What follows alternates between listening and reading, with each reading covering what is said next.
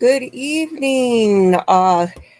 This is kind of a unplanned thing. We today during the Michael Burgos trial, or not Michael, Ronald Burgos trial. We had a viewer request for this case. It's a case which is out of Arizona, and 17-year-old teenager named Alyssa Turney went missing, and it was a cold case. And after 20 years, they are finally bringing her stepfather to trial. This is going to involve an intimate assault and I think child P possibly, um, from the bit I saw earlier. Hello, Matt.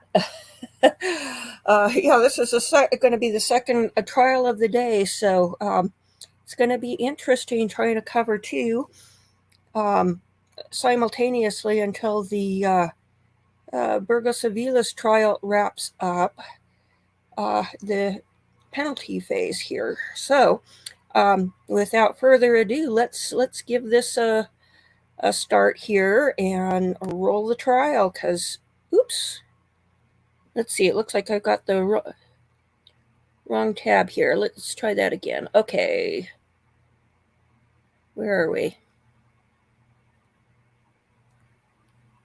We'll just pull up the case on another tab just to. Okay. Looks like I need to adjust the volume.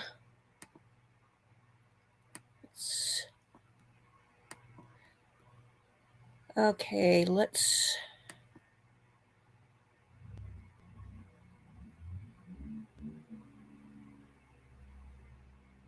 Oh, wait, I found it. Okay, here we go.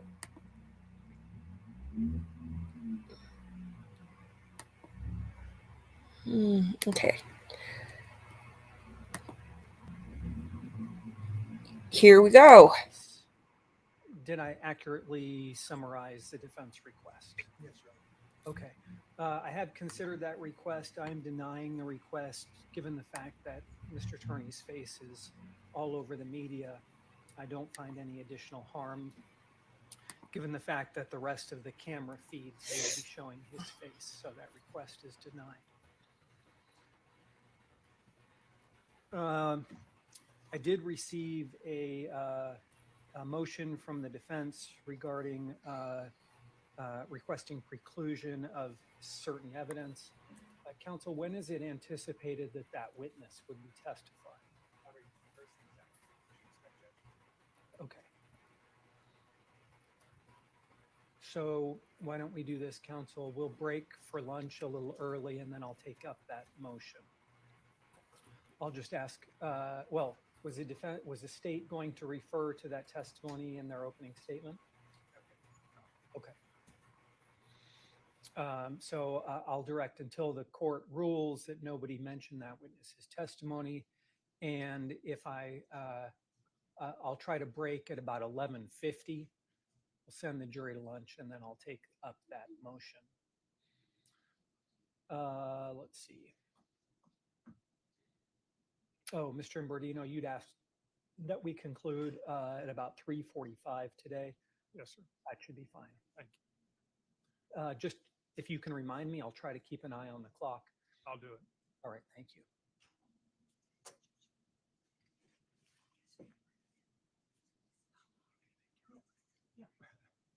Well, I guess it depends on whether the PowerPoint works or not. But yeah, hopefully not more than 30 minutes. Yeah, I think so. We needed a few minutes, Judge. The PowerPoint worked yesterday. It's not working right now. So trying to figure that out. And Your Honor, the other thing we'll need is a headset for the defendant. My understanding is he's on. Oh, a headset. Headset. Okay. Okay. Angela can take care of that.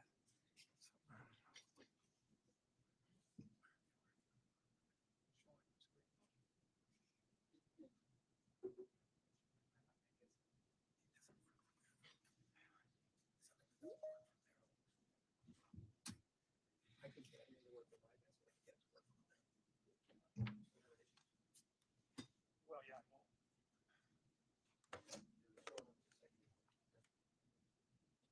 Yeah, which I.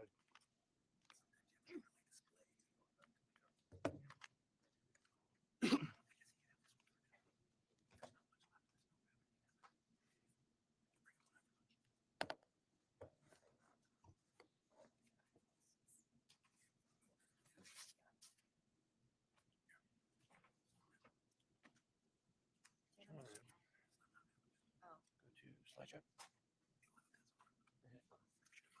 And then zip. On the monitor, put that. Monitor 2.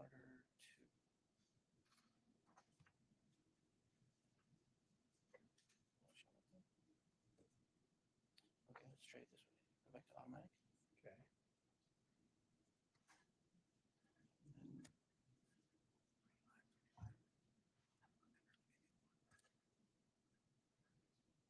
Now we just need to see if the audio is working. right. Okay. So you need to start it. Do I have to put it back in? You have to start it. So it's going to show up on the screen. It's going to start from I'll turn it on.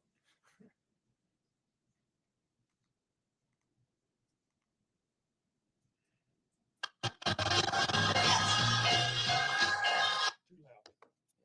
just turn your volume down. Yeah. You're good. No, you can't. Just your words. You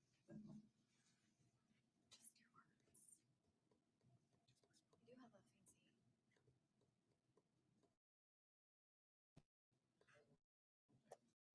Okay. You have to start slideshow again. Got 3 instances of PowerPoint. There we go.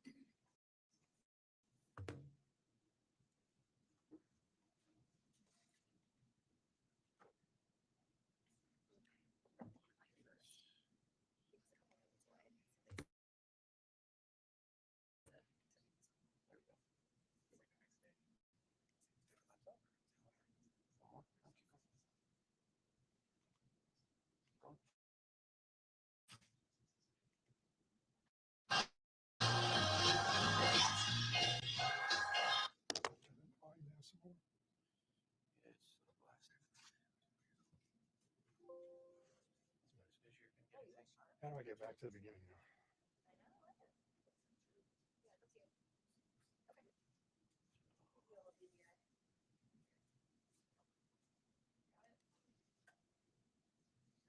Let the record reflect that the defendant is now present. Just give me 1 second, John.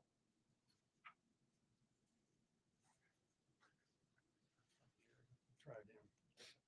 See what the volume is.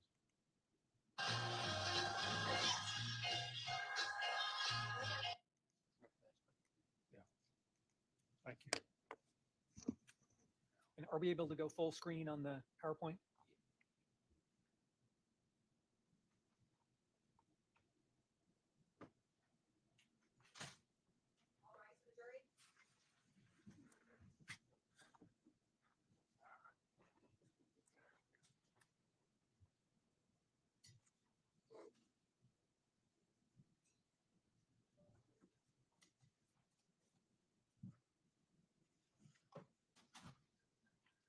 Please be seated.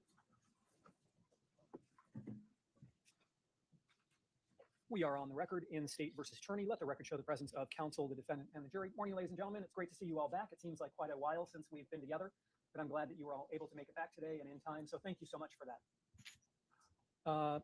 So when we were last together, you were sworn in as jurors. At this, let's see, have you read the charging document already? Okay. So at this time, I'm going to ask the clerk to read the charging document.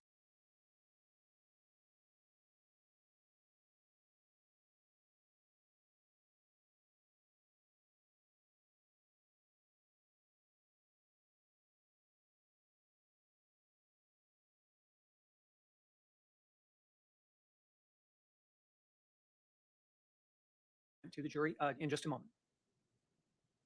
Hold on. We just need to get him his listening device.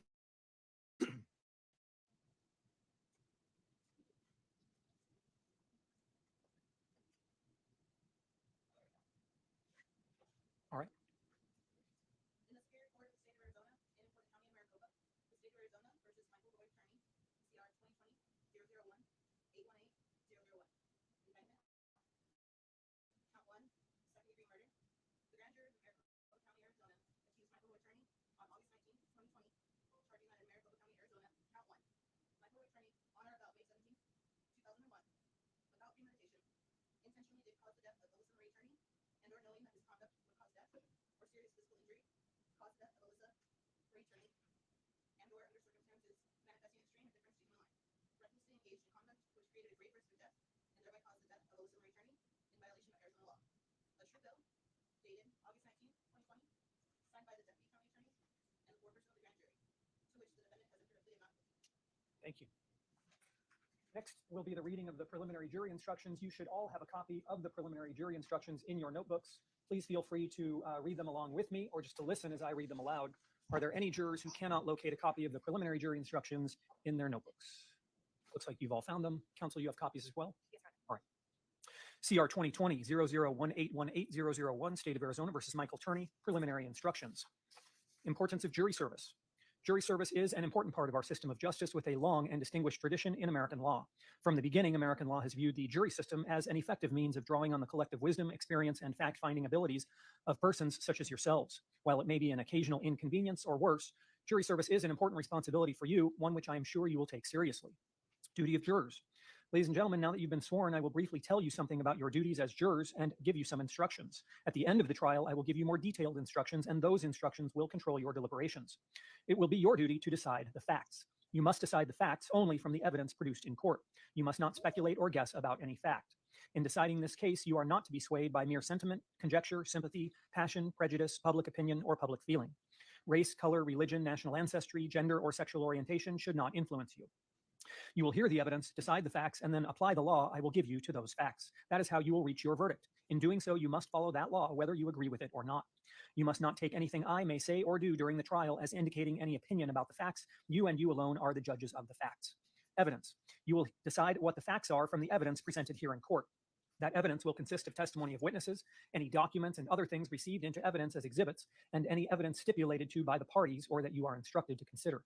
You will decide the credibility of the witnesses and weight to be given to any evidence presented in the case, whether it is direct evidence or circumstantial evidence. Direct and circumstantial evidence. Evidence may be direct or circumstantial. Direct evidence is a physical exhibit or the testimony of a witness who saw, heard, touched, smelled, or otherwise actually perceived an event. Circumstantial evidence is the proof of a fact or facts from which the existence of another fact may be determined. The law makes no distinction between direct and circumstantial evidence. You must determine the weight to be given to all the evidence without regard to whether it is direct or circumstantial. Stipulations. During the trial, the lawyers are permitted to stipulate that certain evidence exists. This means both sides agree that evidence exists and is to be considered by you during your deliberations at the conclusion of the trial. Evidence, statements of lawyers, and rulings. As I mentioned earlier, it is your job to decide from the evidence what the facts are. Here are 6 rules on what is and what is not evidence. Number 1, evidence to be considered. You must determine the facts only from the testimony of witnesses and from exhibits admitted in evidence. Anything you may see or hear when the court is not in session, even if what you see or hear is done or said by one of the parties or by one of the witnesses, is not evidence and must not be considered by you. If you should hear or see anything pertaining to the case outside the courtroom, or if anyone should attempt to speak to you about this case outside the courtroom, please report to me or my staff as soon as you can. Number 2, lawyer statements. Statements or arguments made by the lawyers in the case are not evidence. Their purpose is to help you understand the evidence and law. Number 3, questions to a witness. A question is not evidence. A question can only be used to give meaning to a witness's answer. Number 4, objections to questions. If a lawyer objects to a question and I do not allow the witness to answer, you must not try to guess what the answer might have been. You must also not try to guess the reason why the lawyer objected in the first place. Number 5, rejected evidence. At times during the trial, evidence may be offered that I do not admit as evidence. When evidence is not admitted, you must not consider it for any purpose. Number 6, stricken evidence. At times I may order some evidence to be stricken from the record. Then it is no longer evidence and you must not consider it for any purpose. Rulings of the court. Admission of evidence in court is governed by rules of law. I will apply those rules and resolve any issues that arise during the trial concerning the admission of evidence. If an objection to a question is sustained, you must disregard the question and you must not guess what the answer to the question might have been. If an exhibit is offered into evidence and an objection to it is sustained, you must not consider that exhibit as evidence. If testimony is ordered stricken from the record, you must not consider that testimony for any purpose. Do not concern yourselves with the reasons for my rulings on the admission of evidence. Do not regard those rulings as any indication from me of the credibility of the witnesses or the weight you should give to any evidence that has been admitted. Exclusion of witnesses. The rule of exclusion of witnesses is in effect and will be observed by all witnesses until the trial is over and a result announced. This means that all witnesses will remain outside the courtroom during the entire trial except when one is called to the witness stand.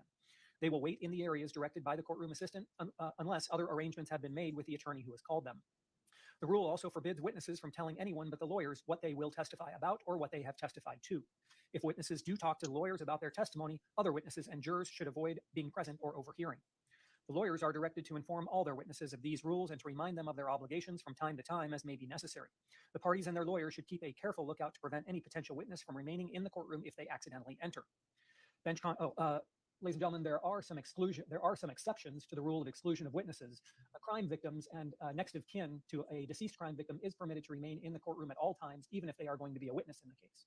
In addition, each side is permitted to designate an investigating officer or a case agent to sit with them and assist them during the trial, even if that person is going to be a witness. So there may be a few people that you will see in the courtroom during the trial that will be testifying, and you should understand that those are exceptions to the rule of exclusion of witnesses.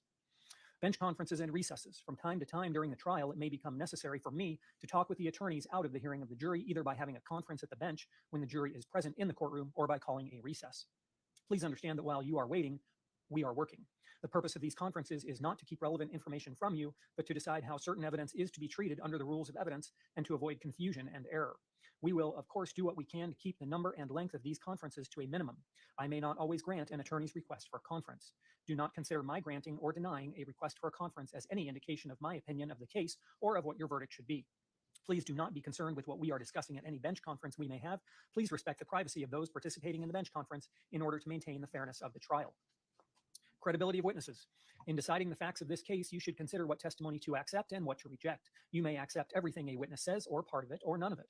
In evaluating testimony, you should use the tests for accuracy and truthfulness that people use in determining matters of importance in everyday life, including such factors as the witness's ability to see or hear or know the things the witness testified to, the quality of the witness's memory, the witness's manner while testifying, whether the witness has any motive, bias, or prejudice, whether the witness is contradicted by anything the witness said or wrote before trial or by other evidence, and the reasonableness of the witness's testimony when considered in the light of the other evidence. Consider all of the evidence in light of reason, common sense, and experience. No transcript available to jury taking notes. At the end of the trial, you will have to make your decision based on what you recall of the evidence. You will not be given a written transcript of any testimony. You should pay close attention to the testimony as it is given. You have been provided with notepads and pens. The court encourages you to take notes during the trial if you wish to do so. Do not let note-taking distract you so that you miss hearing or seeing other testimony. You may use your notes during your deliberations at the end of the trial. Until then, keep your notes to yourself. During recesses in the trial, you may leave your notes on your seat. Your notes are confidential and my bailiff will guard them. No one will be allowed to read your notes. Whether you take notes or not, you should rely upon your own memory of what was said and not be overly influenced by the notes of the other jurors. After you have rendered your verdict, the courtroom assistant will collect your notes and destroy them. Do not be influenced at all by my taking notes at times. What I write down may have nothing to do with what you will be concerned with at this trial. Admonition. I'm now going to say a few words about your conduct as jurors. I'm going to give you some do's and don'ts, mostly don'ts, which I will call the admonition. Do wear your juror badge at all times in and around the courthouse so everyone will know you are on a jury. Each of you has gained knowledge and information from the experiences you have had prior to this trial. Once this trial has begun, you are to determine the facts of this case only from the evidence that is presented in this courtroom. Arizona law prohibits a juror from receiving evidence not properly admitted at trial. Therefore, do not do any research or make any investigation about the case, the law, or any subject related to your jury service on your own. Do not view or visit the locations where the events of the case took place. Do not consult any source, such as a newspaper, a dictionary, a reference manual, television, radio, or the internet for information. If you have a question about the case or about your jury service or need additional information, submit your request in writing and I will discuss it with the attorneys. Do not talk to anyone about the case or about anyone who has anything to do with it, and do not let anyone talk to you about those matters until the trial has ended and you have been discharged as jurors. This prohibition about not discussing the case includes using email, Facebook, Instagram, Twitter, instant messaging, smartphones, Google, Yahoo, or any internet search engine, or any other form of electronic communication for any purpose whatsoever if it relates in any way to this case. This includes, but is not limited to, blogging about the case or your experiences as a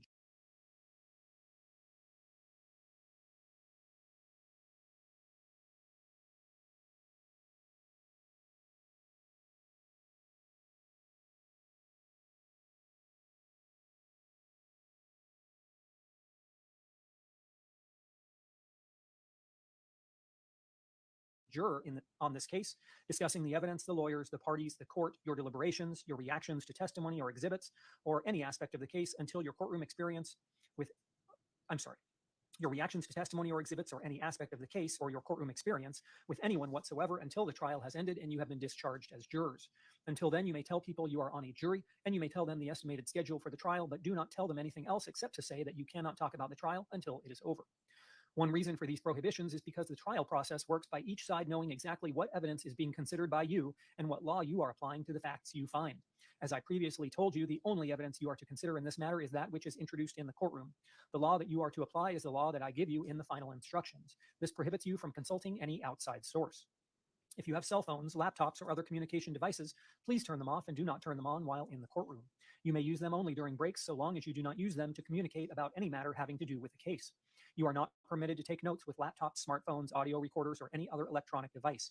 You are only permitted to take notes on the notepad provided by the court.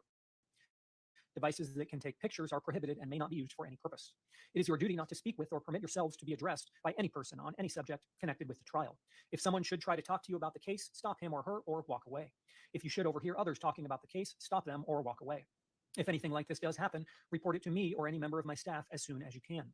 To avoid even the appearance of improper conduct, do not talk to any of the parties, the lawyers, the witnesses, or media representatives about anything until the case is over, even if your conversation with them has nothing to do with the case.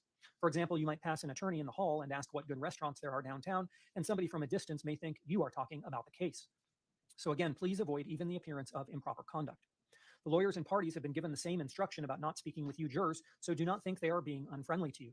When you go home tonight and family and friends ask what the case is about, remember, you cannot speak with them about the case. All you can tell them is that you are on a jury, the estimated schedule for the trial, and that you cannot talk about the case until it is over. Everybody is capable of losing their place to stay. I'm still human. In a civil case, the jurors are permitted to discuss the evidence during the trial while the trial progresses. In a criminal case such as this, however, the jurors are not permitted to discuss the evidence until all the evidence has been presented and the jurors have retired to deliberate on the verdict. You may not discuss the evidence among yourselves until you retire to deliberate on your verdict. Therefore, during breaks and recesses, whether you are assembled in the jury room or not, you shall not discuss any aspect of the case with each other until the case is submitted to you for your deliberations at the end of the trial. Again, if you have a question or need additional information, submit your request in writing and I will discuss it with the attorneys. During the trial, you are not to engage in any conduct that impairs or interferes with your ability to hear and understand the court proceedings. Do not form final opinions about any fact or about the outcome of the case until you have heard and considered all of the evidence, the closing arguments, and the rest of the instructions I will give you on the law. Keep an open mind during the trial. Form your final opinions only after you have had an opportunity to discuss the case with each other in the jury room at the end of the trial. Please advise me in writing immediately if you believe that any juror has violated any provision of this admonition. Before each recess, I will not repeat the entire admonition I've just given you. I will probably refer to it by saying, please remember the admonition, or something like that. However, even if I forget to make any reference to it, remember that the admonition still applies at all times during the trial. Media coverage. There may or may not be news media coverage of the trial. What the news media covers is up to them. If there is media coverage, you must avoid it during the trial. If you do encounter something about this case in the news media during the trial, end your exposure to it immediately and report to me as soon as you can. If there are cameras in the courtroom during the trial, do not be concerned about them. Court rules require that the proceedings be photographed or televised in such a way that no juror can be recognized. Questions by jurors. If at any time during the trial you have difficulty hearing or seeing something that you should be hearing or seeing, or if you get into personal distress for any reason, raise your hand and let me know. If you have any questions about parking, restaurants, or other matters relating to jury service, feel free to ask one of the court staff. But remember that the admonition applies to court staff as it does to everyone else, so do not try to discuss the case with court staff. If you have a question about the case for a witness or for me, write it down, but do not sign it. Hand the question to the courtroom assistant. If your question is for a witness who is about to leave the witness stand, please signal the courtroom assistant or me before the witness leaves the stand. So ladies and gentlemen, the way that this works is that when a witness is called to the witness stand, the party that calls that witness will do a direct examination, the opposing side will do a cross-examination, and then the party that called the witness will do a redirect examination. When that is finished, I will turn to you and ask if any members of the jury have any questions for that witness. That will be your one and only opportunity to ask a question of that witness. If you don't have any questions, the witness will be excused and will not be back again. So you will not get a second opportunity. If you do have a question for the witness, take the opportunity to ask your question. Remember that the question has to be in writing. If you have a question in your mind, but not written down, just signal to me when I ask that you have a question. I'll give you whatever time that you need to write down the question. It's okay to put multiple questions on a single page. If you can just number them for me, that helps me to keep track. Again, you'll signal to me that, yes, you do have a question. When it's finished, the courtroom assistant will get it from you and will bring it to me. The lawyers and I will discuss the question. The rules of evidence or other rules of law may prevent some questions from being asked. If the rules permit the question and the answer is available, an answer will be given at the earliest opportunity. When we do not ask a question, it is no reflection on the person submitting it. You should attach no significance to the failure to ask a question. I will apply the same legal standards to your questions as I do to the questions asked by the lawyers. If a particular question is not asked, please do not guess why or what the answer might have been. Alternate jurors.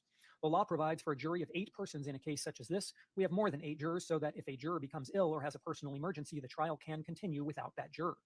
At the end of the case, alternate jurors will be determined by lot in a drawing held in open court. Please do not be concerned with who may or may not be chosen as an alternate at the end of the case. Constitutional right not to testify. A defendant in a criminal case has a constitutional right to not testify at trial, and the exercise of that right cannot be considered by the jury in determining whether a defendant is guilty or not guilty. Statements of the defendant. If there is testimony in this case about what a defendant said to a law enforcement officer, you must not consider any such statements unless you determine beyond a reasonable doubt that the defendant made the statements voluntarily. A defendant's statement to a law enforcement officer was not voluntary if it resulted from the defendant's will being overcome by a law enforcement officer's use of any sort of violence, coercion, or threats, or by any direct or implied promise, however slight. You must give such weight to the defendant's statement as you feel it deserves under all circumstances. Presumption of innocence and burden of proof. The state has charged the defendant with a crime. The charge is not evidence against the defendant. You must not think the defendant is guilty just because the defendant has been charged with a crime. The defendant has pled not guilty. The defendant's plea of not guilty means that the state must prove every part of each charge beyond a reasonable doubt. The law does not require a defendant to prove innocence. Every defendant is presumed by law to be innocent. The state has the burden of proving the defendant guilty beyond a reasonable doubt. In civil cases, it is only necessary to prove that a fact is more likely true than not, or that its truth is highly probable. In criminal cases such as this, the state's proof must be more powerful than that. It must be beyond a reasonable doubt. Proof beyond a reasonable doubt is proof that leaves you firmly convinced of the defendant's guilt. There are very few things in this world that we know with absolute certainty, and in criminal cases, the law does not require proof that overcomes every doubt. If based on your consideration of the evidence, you are firmly convinced that the defendant is guilty of the crime charged, you must find him guilty. If, on the other hand, you think there is a real possibility that he is not guilty, you must give him the benefit of the doubt and find him not guilty. In deciding whether the defendant is guilty or not guilty, do not consider the possible punishment. The charged offense. To assist you in considering the evidence that will be presented during the trial, I will now tell you about the crime with which the defendant is charged. The defendant is charged with 1 count of second-degree murder. The crime of second-degree murder requires proof of one of the following. Number 1, the defendant intentionally caused the death of another person. Or, number 2, the defendant caused the death of another person by conduct which the defendant knew would cause death or serious physical injury. Or, number 3, under circumstances manifesting extreme indifference to human life, the defendant recklessly engaged in conduct that created a grave risk of death and thereby caused the death of another person. The risk must be such that disregarding it was a gross deviation from what a reasonable person in the defendant's situation would have done. The defendant has pled not guilty to the charge. The state must prove each element of the charged crime beyond a reasonable doubt. I will give you more details and definitions about the alleged crime in the final jury instructions. Scheduling during trial. The trial is expected to last through Thursday, July 20, 2023. We will all do our best to move the case along, but delays frequently occur. These won't be anyone's fault, so don't hold them against the parties. Delays usually occur because the attorneys and I often need to resolve certain legal matters before these matters may be presented to you in court, or because I am busy with matters in other cases. The usual hours of trial will be from 10:30 a.m. to 4:45 p.m. We will take short recesses about every mid-morning and mid-afternoon and occasionally stretch breaks in place. We will recess at 12 noon and begin again at 1:30 p.m. Unless a different starting time is announced prior to recessing for the evening, you may assume a starting time of 10:30 a.m. for the next day. At the beginning of the day, please assemble in the jury room for this division. Please do not come back into the courtroom until you are called by the courtroom assistant. Order of trial. Criminal trials generally proceed in the following order. First, the prosecuting attorney will make an opening statement giving a preview of the case. The defendant's attorney may make an opening statement immediately after the prosecutor's statement, or it may be postponed until after the state's case has been presented. What is said in opening statements is not evidence, nor is it an argument. The purpose of an opening statement is to help you prepare for anticipated evidence. Second, the state will present its evidence. After the state finishes the presentation of its evidence, the defendant may present evidence. If the defendant does produce evidence, the state may present additional or rebuttal evidence. With each witness, there is a direct examination, a cross-examination by the opposing side, and finally, redirect examination. This usually ends the testimony of that witness. Third, after all the evidence is in, I will read and give you copies of the final instructions, the rules of law you must follow in reaching your verdict. Fourth, the attorneys will make closing arguments to tell you what they think the evidence shows and how they think you should decide the case. The state has the right to open and close the argument since the state has the burden of proof. Just as in opening statements, what is said in closing arguments is not evidence. Fifth, you will deliberate in the jury room about the evidence and rules of law in an effort to reach the verdict. If you unanimously agree upon the verdict, it will be read in court with you and the parties present. Sixth, in some circumstances, it may be necessary for you to make additional findings. If this is the case, I will give you further instructions at that time. Finally, you will be discharged and released from the admonition. The rules of law I've shared with you in the past few minutes are preliminary only. At the end of the case, I will read to you and give you a copy of the final instructions of law. In deciding this case, you must be guided by the final instructions. At this time, the state may proceed with its opening statement. Counsel, whenever you are ready. It looks like your computer may have gone to sleep.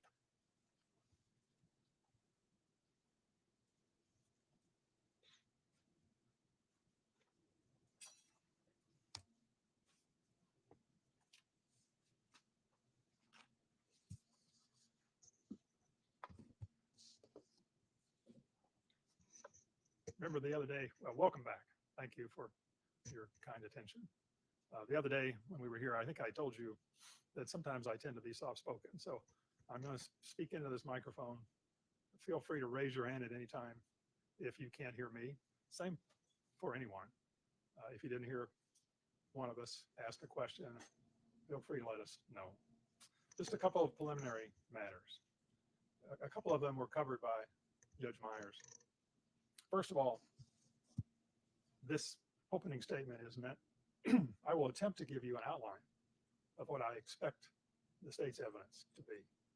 I won't discuss every witness. I won't discuss in this opening statement everything that I think they will say.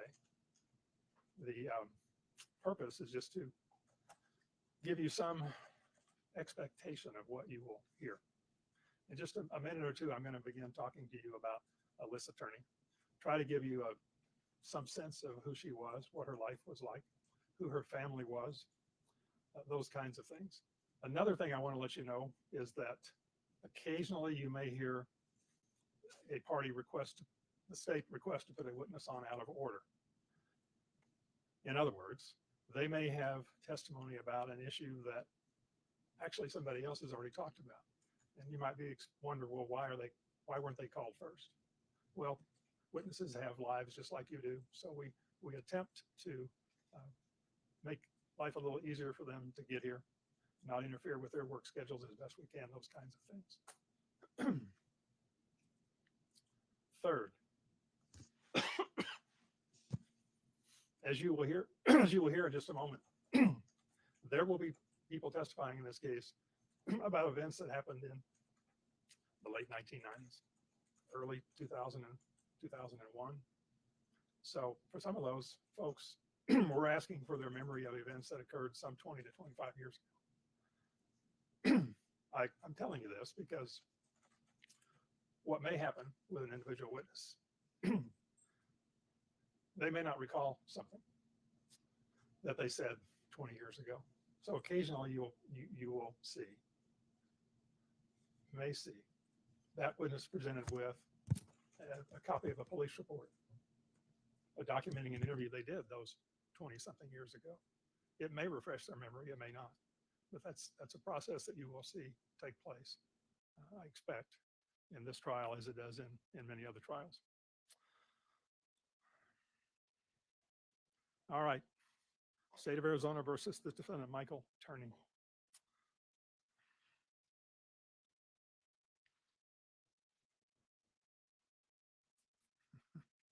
You'll discover throughout this trial that I'm not the world's greatest at electronics. So Let me see if I can.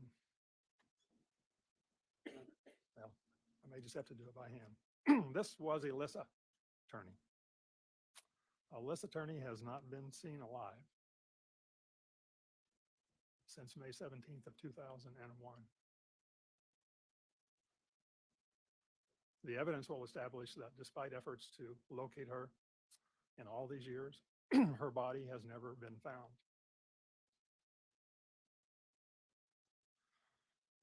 Her stepfather was the defendant. You will hear testimony about her family. There were her younger sister, his name is Sarah. Sarah will be testifying in this case. She had brothers, James, John, Rhett, and Michael. Some of those brothers were stepbrothers, if you will. John and Alyssa had the same mother. Their mother married the defendant. The defendant had sons, Rhett, James, and Michael. So these families joined together. They lived in various locations, but at the time that Alyssa was murdered, they were living at 17217 North 34th Street here in Phoenix, Arizona, Maricopa County. Alyssa was, I believe the witnesses you will hear from are many of her friends, her family members, including her brothers and her sister. I expect that the testimony will establish that Alyssa was pretty much a typical teenager. She was 17 years of age, had just turned 17 very recently, prior to her disappearance. She went to school. She had a boyfriend. She had a part-time job. What you will learn, I expect, through the testimony is that the relationship she had with this defendant was oftentimes troubled. Oftentimes there were conflicts between the two of them. You will hear testimony about that. You will see some documents that give you a real sense of what this relationship, this troubled relationship was.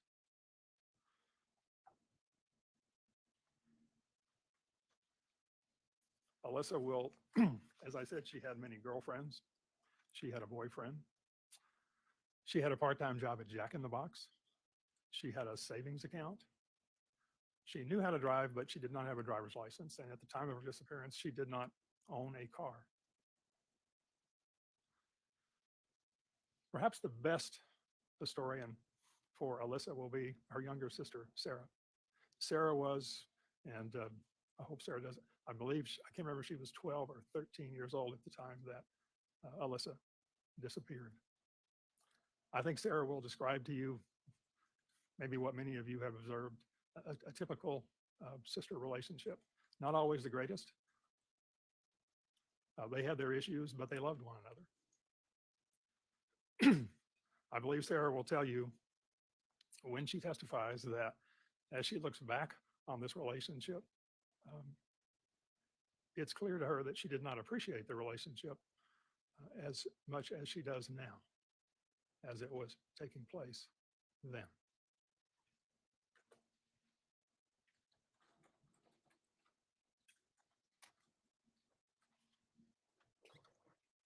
Alyssa will be described to you as friendly, outgoing, made friends easily,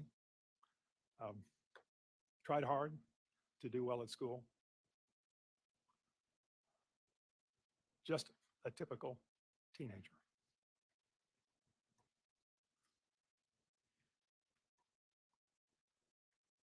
What you will discover through the testimony is that this defendant, for whatever his reasons were, attempted to basically control every part of her life, every day of her life. Whether she was at home, whether she was at school, whether she was at work. That control, certainly her younger sister, Sarah, as her parent, you would expect for both of them to exercise parental control. This was, you will discover from the testimony, above the norm. And he treated them differently. He treated them differently, you will discover from the evidence. You will hear references that this defendant made about Alyssa, derogatory comments that he made about her, attempting to portray her as dumb, as having mental health issues, things like that. This case began May 17th.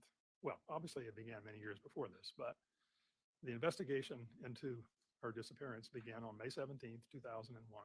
I think, as I said a minute ago, she had just recently turned 17. This was the end of the very last day of her junior year in high school.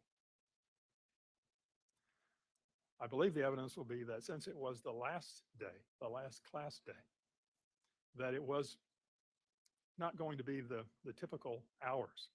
In other words, she would not have been, school would not have been over later in the day as it normally was. But she went to school. Sarah went to school. They went to different schools. Sarah was younger. Sometimes they walked, sometimes they rode. Sarah rode a bus. Sometimes the defendant would take them to school. It just depended. And speaking about the control that this defendant exercised over really everyone at some stage of their lives, of his children, he recorded phone calls, incoming and outgoing phone calls from the house.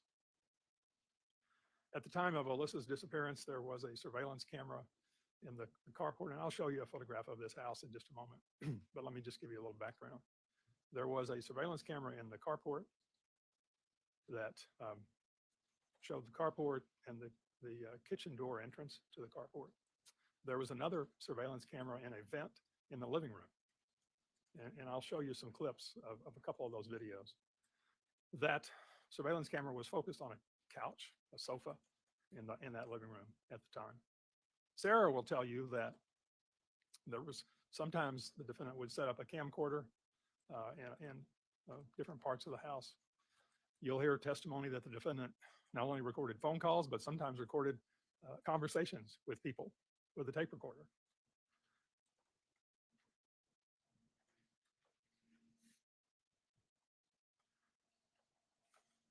The evidence you will hear is that on that May 17th, 2001, approximately, well, sometime before noon, shortly before noon, the defendant came to Alyssa's school and picked her up and took her out early.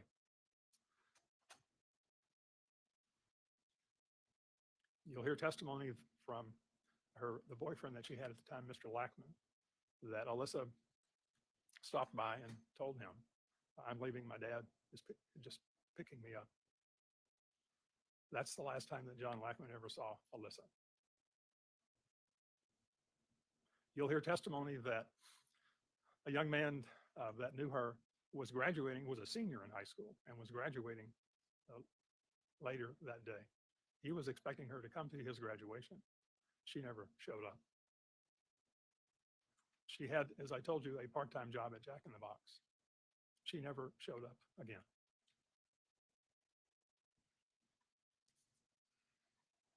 All we know about what happened the rest of that day as it relates to Alyssa's disappearance is what Sarah will tell you that she observed and what the defendant has told people over the years. You will not. So later that day on May 17th, the defendant called the Phoenix Police Department and filed what was referred to as a runaway report, claiming that she had run away from home. He was supposed to pick up Sarah from school. Sarah's went to since it was her last day of school as well, they had an outing that they went to. He was supposed to pick her up at school. He did not appear. She went to a friend's house, which was not unusual, she will tell you, for her to walk to that friend's house. It wasn't very far away from the school. The defendant had picked her up there on other occasions, and that's what happened this time. He did not pick her up at school. He picked her up at her friend's house. The evidence will not tell you exactly what time this was, but it was late in the afternoon of May 17th. Sarah will tell you that the defendant told her, I can't get hold of Alyssa. I've been calling her. Alyssa had a cell phone. She's not answering. They got to the house. Sarah will tell you that she went into Alyssa's bedroom. Alyssa was not there. There was, Sarah will tell you that she found a handwritten note that, and there's no dispute that it's in Alyssa's handwriting. There will be no evidence telling you when it was written, under what circumstances it was written, but the note said that she was going to California, that she had taken $300, and that she was going to California because that's what her father and Sarah wanted her to do. Sarah will tell you that Alyssa normally carried a backpack. That was not there. But what Sarah will also tell you is that on the floor of that bedroom, the contents, well, what appeared to be had been the contents of that backpack, school materials, books, etc., were dumped on the floor. She didn't observe, Sarah did not observe like the closet cleaned out, like somebody might pack a suitcase and take their clothes with them. Her makeup was still there. Her cell phone was still there. There was a necklace still there that you will discover had been a gift from Mr. Lackman.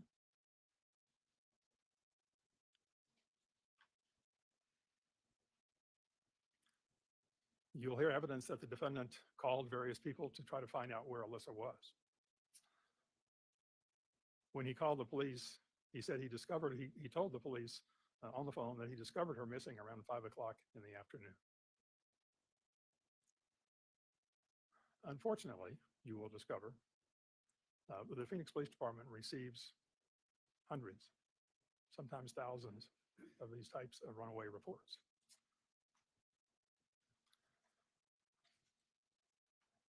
So they did not go to the house to investigate. They did not go to the house to interview Sarah or the defendant. Unfortunately, you will discover they took him at his word that she had run away. He later advised the Phoenix Police Department that he received a phone call from California. And depending on who he talked to, he either knew it was Alyssa, thought it was Alyssa, presumed it was Alyssa. She yelled at him, but there's no recording of that phone call. Over the next few years, again, the Phoenix Police Department did not really investigate this case. Other than, if, for example, a unidentified body was discovered in Arizona or California or Texas, they did manage to get a DNA profile. They obtained dental records from the defendant. And whenever such an alert came through, attempts to compare to see if this was Alyssa were done. None of them have ever been Alyssa. Her final resting place is unknown.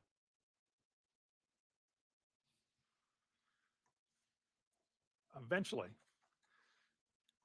in approximately 2008, you will hear from two Phoenix detectives who worked missing persons cases, William Anderson, Stuart Summershoe.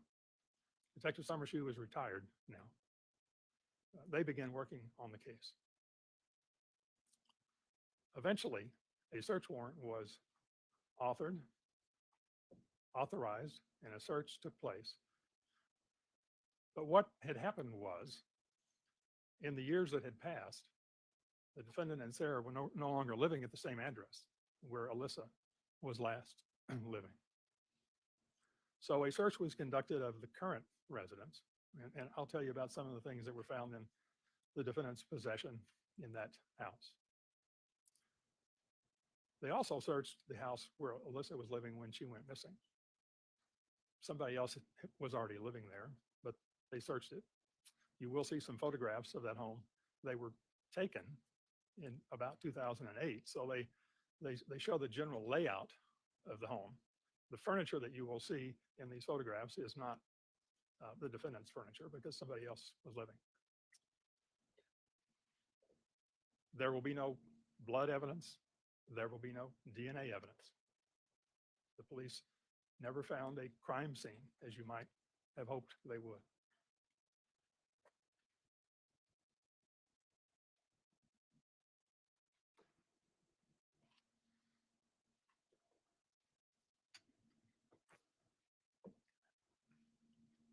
Let's talk about that search of the defendant's home in 2008. What they discovered was that the defendant had literally hundreds of audio tapes of phone calls that had been recorded over the years. And I don't remember the exact number. Detective Summershoe and or Detective Anderson will be able to tell you that. Literally tubs of cassette tapes, tubs of VHS tapes. This surveillance system used a VHS recorder. They found VHS tapes from years ago, years prior to when Alyssa went missing. Recorded phone calls years before Alyssa went missing.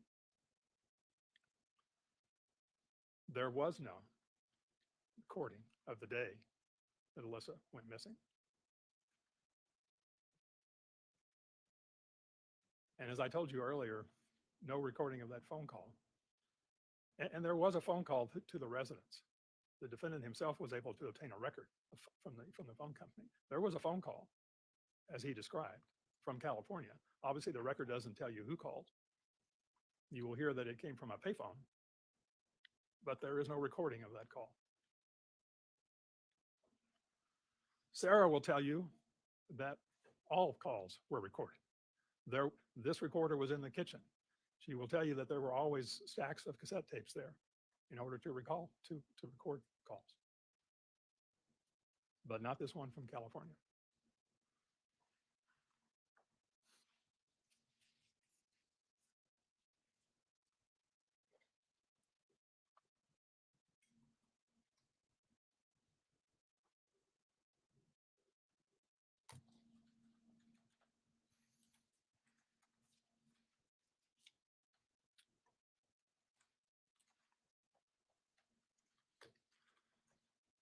Let's see. This is a photograph of Sarah, Alyssa, and two of their brothers, Mike and John.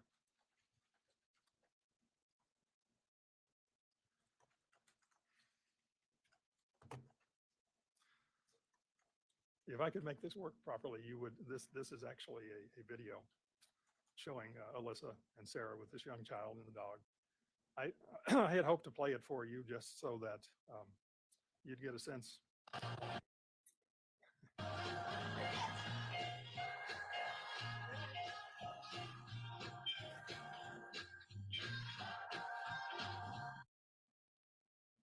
Well, that was Alyssa.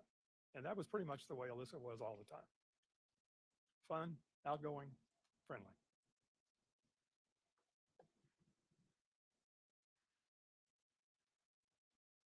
This is the home that they were living in. Now, again, as a reminder, these photographs were taken some 7 years after Alyssa went missing. As you can see, the carport, there's a front door. Sarah will tell you they didn't use the front door. And the videos that I'm going to show you in a minute will reflect that. Notice in this carport, there's first of all, there's a storage door. But there's also the door to the far left, as you're looking at this photograph, went into the kitchen. And that's the door that they used to enter and exit the home, as opposed to the front door. And that surveillance camera was in this carport. Now, obviously, when police took these photographs some 7 years later, the cameras were no longer in the house.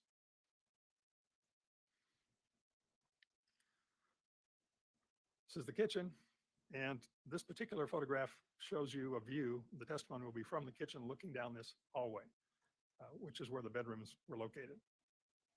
Again, a reminder, the pictures on the wall, the furniture that you see belonged to somebody else who was living in this home when these photographs were taken.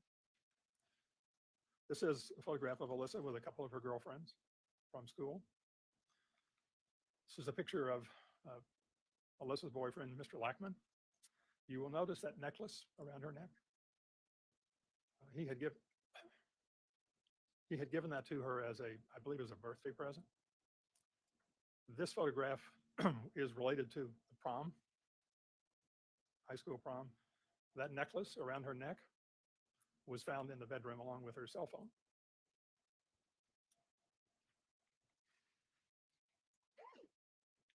Now, remember I told you that you will hear evidence that there was a troubled relationship between Alyssa and the defendant. And one prime example of that is when police searched the house, the defendant's house in 2008, they found this particular document. I've entitled it the contract. And it's probably going to be difficult. You'll see the original at some point on a screen, maybe a little bit easier to read. But when you read this contract, you will note that it is obvious the defendant was having Alyssa swear to claim that things that she apparently had been saying about him weren't true.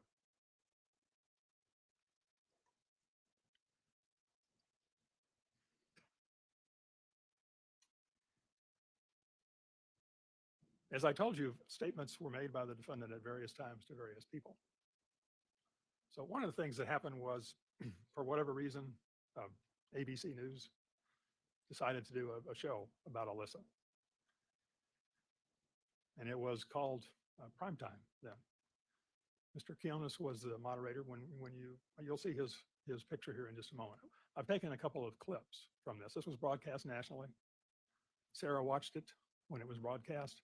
Detective Anderson and Detective Summershoe watched it when it was broadcast. Now, keep in mind, the defendant is doing an interview with John Kionis.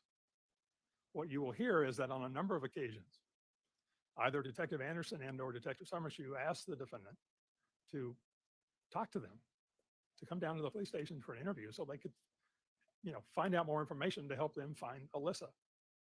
And he declined to do so.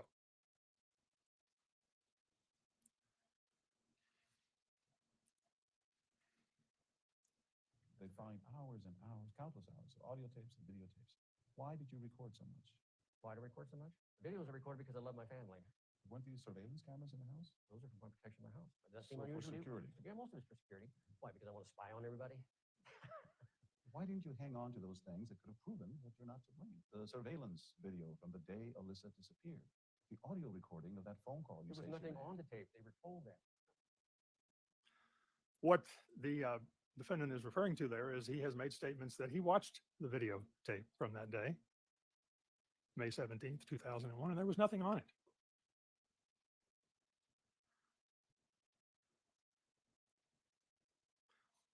In other words, nothing what? Showing her going to school? One of the statements that you'll hear the defendant made was that when he picked Alyssa up from school early that day, that May 17th, they went and got something to eat. They then went back to the house. They got into an argument. He left. And then when he and Sarah came back, Alyssa was gone. The defendant has said, I watched that video and there was nothing on it. Did you ever do anything sexual with your stepdaughter? No. Why would I do that? They have no proof whatsoever, anything other than rumors, innuendos, and lies. If they have no proof, that doesn't mean you didn't do it. Objection, Your Well, Honor. May we approach? Again, there's only two people that can confirm. not at what this they did. time. One is me, and the other is Alyssa, who's not here, and I'm sitting here. And all I can say till hell freezes over, I didn't do a damn thing to my daughter.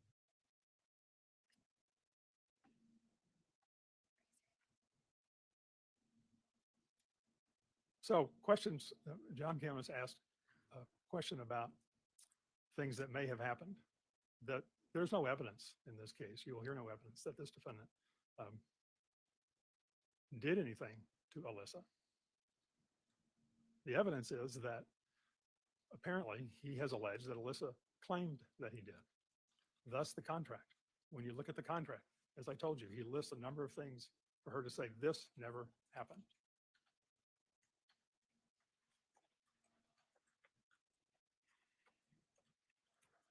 Now, remember I told you that the surveillance camera looked at the carport and couch.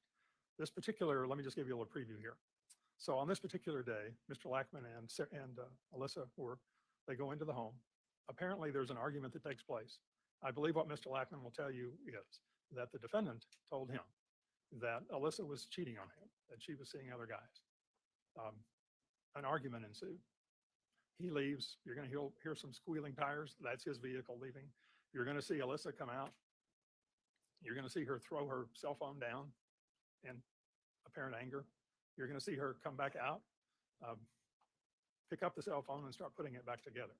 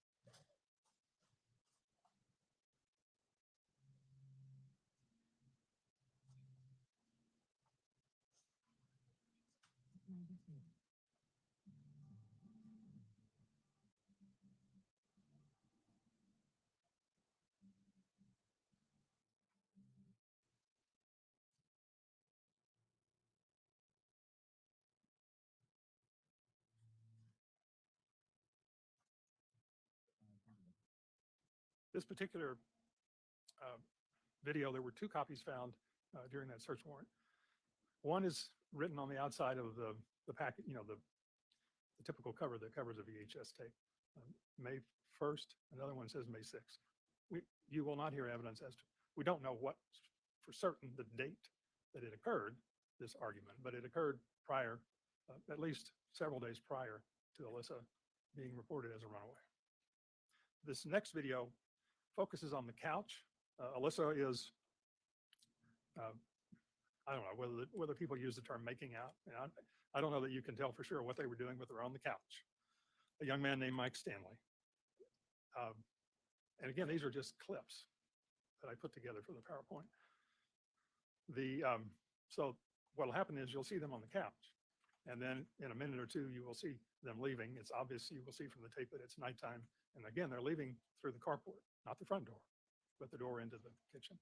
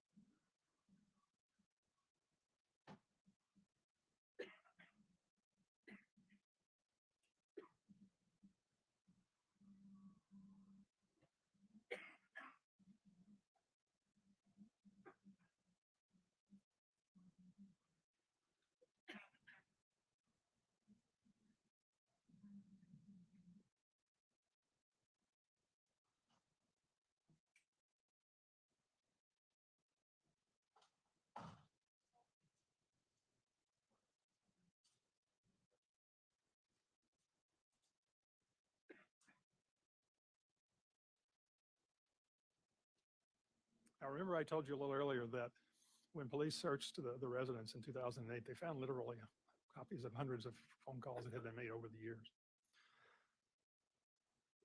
You'll hear about some others of those, but this particular one is rather innocuous. It's apparent the defendant called a workers' union, and this, you'll hear from this, it's just a very small snippet. It's like you call in on that day to see what jobs are available for union members. But what's interesting about this is the date of this recording.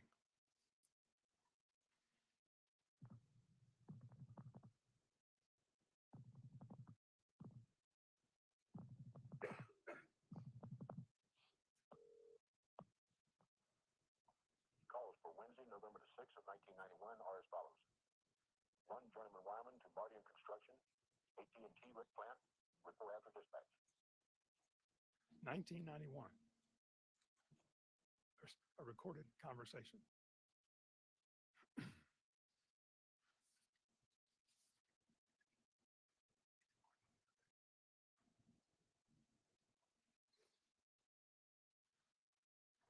I believe that I've fairly summarized the evidence in this case.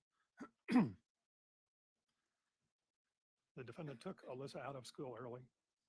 And you'll hear the evidence you'll hear is that he didn't tell, he told the police, but he didn't tell any of his family members right away that he did.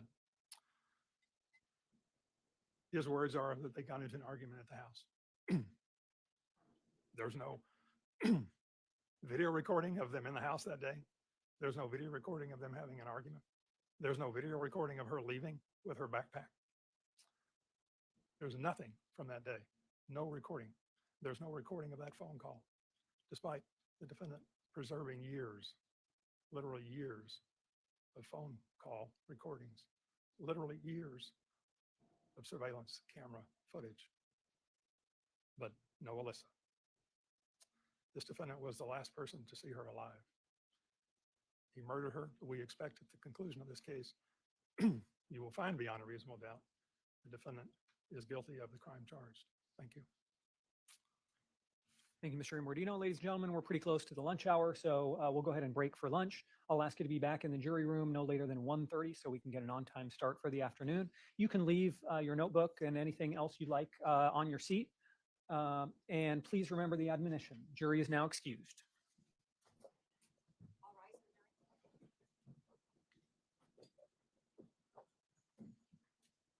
You have some cough drops, sir? Okay. All right.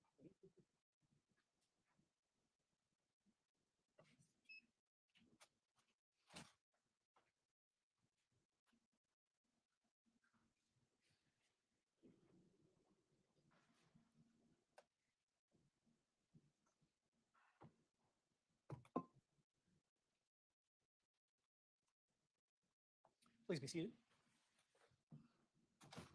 Let the record show the presence of counsel and the defendant. Jury is not present. Mr. Jackson, you had an objection. I'll be happy to hear it at this time. Yes, Your Honor. We're objecting and asking for a mistrial. This is evidence that was precluded. The state, we filed motions in limine on molest stuff being asked. They said they weren't going to ask that. And then they brought in a hearsay question from Karis. We had talked to the state about that in other interviews, and were explicitly said that before they brought any of that in front of the jury, we would get a ruling from the judge. This is in violation of the rulings from yourself and Judge Ryan Toohill, who ruled that that molest does not come in this trial. They brought it up and they played that in front of the jury, and it's inflammatory and it's prejudicial, and the bell can't be unrung. Just so that I can know exactly which rulings you're referring to a ruling from Judge Toohill and from me. Yes, in our motions in limine with Jessica Case, Charity Robinson, and John Lackman. Do you have a date of that ruling? I do not. It was the last time we were here. They stipulated to it. They stipulated in their response that they would not ask them questions about molest. Then we specifically had questions about other molest stuff, and believe that is 404B material that they have not noticed properly. And they're trying to bring it in back door, which is inappropriate. Anything else? No. Any response? Well, first of all, the contract is coming into evidence. That's been ruled. And that contract, Alyssa is avowing that you never molested me. So this question was not a hearsay statement made by any of these witnesses who we are not going to ask. It was a question asked of the defendant. They've had a copy of this broadcast, excuse me, for several years. The other day, I specifically sent them the minutes into the broadcast that I intended to play on my PowerPoint. Let me know if you have a problem. I never heard back. So we're not contending, as I told this jury, that there won't be any evidence that he did these things. But these claims were obviously part of the nature of the bad relationship between the defendant and Alyssa. So anyway, that's why we believe it's relevant and was not precluded. All right, and Mr. Jackson, I will give you the last word, but just to be clear, the portion that you're objecting to is the video clip in which he's asked something like, "Did you ever molest Alyssa?" And he says no. Yes, because he is the narrator in this position was asking questions about hearsay that was precluded from this case. The state knew that. They never sent us that clip and said that this was the clip they're using. So I object to him saying that they sent us the clip. They said that they would send us, and they were playing part of one clip, and they never sent that to us. So I disagree that was something that was given. It was given to us as we were walking over at about 10:25 this morning. As for the statement itself, the statement from the question is hearsay, therefore double hearsay exception in the sense that the narrator is using hearsay to ask Mr. Turney a question. That topic is 404B. If they intended to get in it, the state must notice and use that prior bad act. They're trying to imply to the jury that he molested her through questions that they know that they previously were precluded from asking, and therefore it is inappropriate. All right, I'll take a look at the previous rulings. I'll get your ruling after lunch. And I'll just add also, just briefly, I apologize, Your Honor, that we had this exact discussion in a phone conversation last night with Mr. Bailey when he called me about other interviews that have been coming in, and we had given them redacted dates. They originally did not object to that. As a conversation with Mr. Bailey last night, he did tell me that they were going to ask about some of that stuff, but they would get a ruling from the court prior to doing so. All right. And that obviously wasn't done. All right. In regard to defendant's motion to preclude improperly noticed and excessively prejudicial prior bad acts evidence, I have considered the motion and the response. If a reply was filed, I haven't seen it. Judge, there was no reply filed. Okay. So it seems as though the parties disagree about what the witness would be testifying to. Mr. Imbordino, are you going to take this for the state, or is Mr. Bailey? Mr. Bailey. Let's get the microphone over to him then. So, Mr. Bailey, in regard to the witness, you indicate on page 2 towards the bottom of your response that the witness would or has stated that she personally saw the defendant take Alyssa into a room and then heard some noises. I apologize, Your Honor. We're switching to the Masterson preclusion. Is that what we're talking about? Yes. Okay. Thank you, Judge. Yes. And so as to that incident where she personally saw the defendant take Alyssa into a room and then heard pounding and yelling, Ms. Hicks, do you disagree that that's what the witness would be saying? Judge, not to the first point, we don't disagree that that's what she would testify to. Defense's objection is that this, again, is unnoticed 404B evidence. We didn't find out, first of all, that the state was intending to call Ms. Masterson until a couple of weeks before trial, after a journey had been impaneled. And we had no idea that they were intending to elicit this other act's evidence. There are rules that are required if the state intends to elicit other act's evidence. And that was not I get done. that, but I'm skipping a step for a moment and trying to figure out what the witness would be testifying to. So do you disagree that that's a statement that the witness has made? No, Your Honor. Defense does not disagree that that is a statement that the witness made. Defense does disagree with some of the witness's, I guess, characterization of what she heard in that room. The witness said that she heard sounds of violence. Defense would object to any testimony related to her interpretation of what she heard. Obviously, loud noises, yelling, that's different than sounds of violence. That's an interpretation of something that she wasn't physically there to witness. She wasn't in the room. Okay, but you don't disagree that she would testify that she saw him take her into a room and then heard pounding and yelling? No, that's something that she has said. Okay, and do we have a time frame as to when this incident was? I cannot recall off the top of my head when that time frame was, Your Honor. Like, do we think it was within 6 months, 2 years? I would want to refer to the recording that we did with Ms. Masterson to shore that up, Judge. Okay. I can tell you the second portion, I have a better recollection of when that occurred, and that was closer to when Alyssa was around 13. Okay, that's the incident where the witness would testify that About slapping. Oh, hold on. right. I'm assuming if you're saying that the chronology or the time is relevant to whether you want this to come in, I'm attempting to assist defense in a way, I guess, and let you know that the slapping incident occurred years prior. The pounding incident, I would need to refer to the recording because I don't want to make a misstatement as to what that was. Do you agree that all 3 of the incidents, so the taking into a room and hearing pounding and yelling, that's one incident. Second one was the slap. And third incident was defendant shoving Alyssa against a wall and held her there for flirting with a boy. Is the time frame for all 3 of those when she was about 13. My recollection is the slap and the flirting were years prior. The pounding is a different incident that she told us during an interview that we did in mid-May. And I would need to refer again to that recording to give you a better idea, Judge. Okay, so I'm going to grant the defense motion to preclude the two incidents that where the time frame is when she was about 13. I find that the relevance as to the state of their relationship when Alyssa disappeared is too remote. So I'm granting the motion as to that.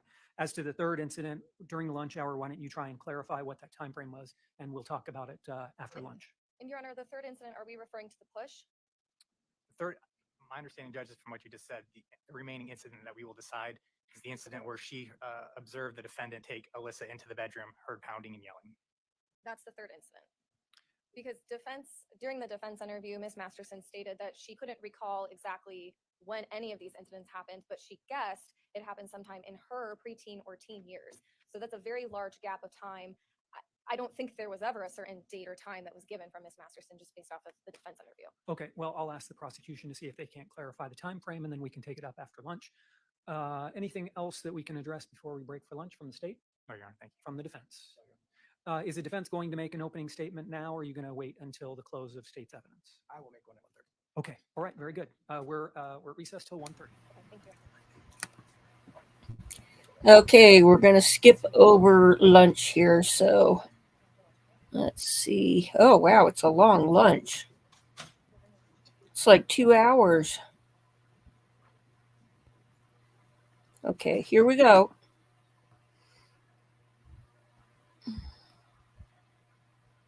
Pick up the recording, and it would record these calls until that tape ran out. And you'll hear from Detective Anderson and Detective Summershoe, who went through a lot of these tapes, that a lot of these calls just ended abruptly. They were being recorded and then they stopped because the technology isn't the same as today, where you could just have it recording forever on a digital space. That was the same thing with the video. The video recorder will be this system that had two cameras set up. One was in the carport looking out towards the front door, or the door that they use is the front door, the carport door, and out onto the main street. The other one had a view from the vent out through, and you could catch the Arcadia door coming in and the couch where you saw in that video. And you will learn the same thing, and you'll hear Sarah talk about it, that this system was always playing. You could see the recordings. You could go into the room and look at the monitor and see what the video camera was showing, but it always didn't record. It wasn't recording 24 hours a day because it required these 8-hour VHS tapes. And so you would have to set it. You would have to actually set the recording for that to work. So it always didn't capture every single thing that happened 24 hours a day. Now, you will learn that when that call came in, Michael immediately recognized that voice as Alyssa's. The call was very brief. Michael may be thinking that she was around. He got up, went outside. He was driving around looking for her, looking at different payphones, different things in the area that maybe she called from.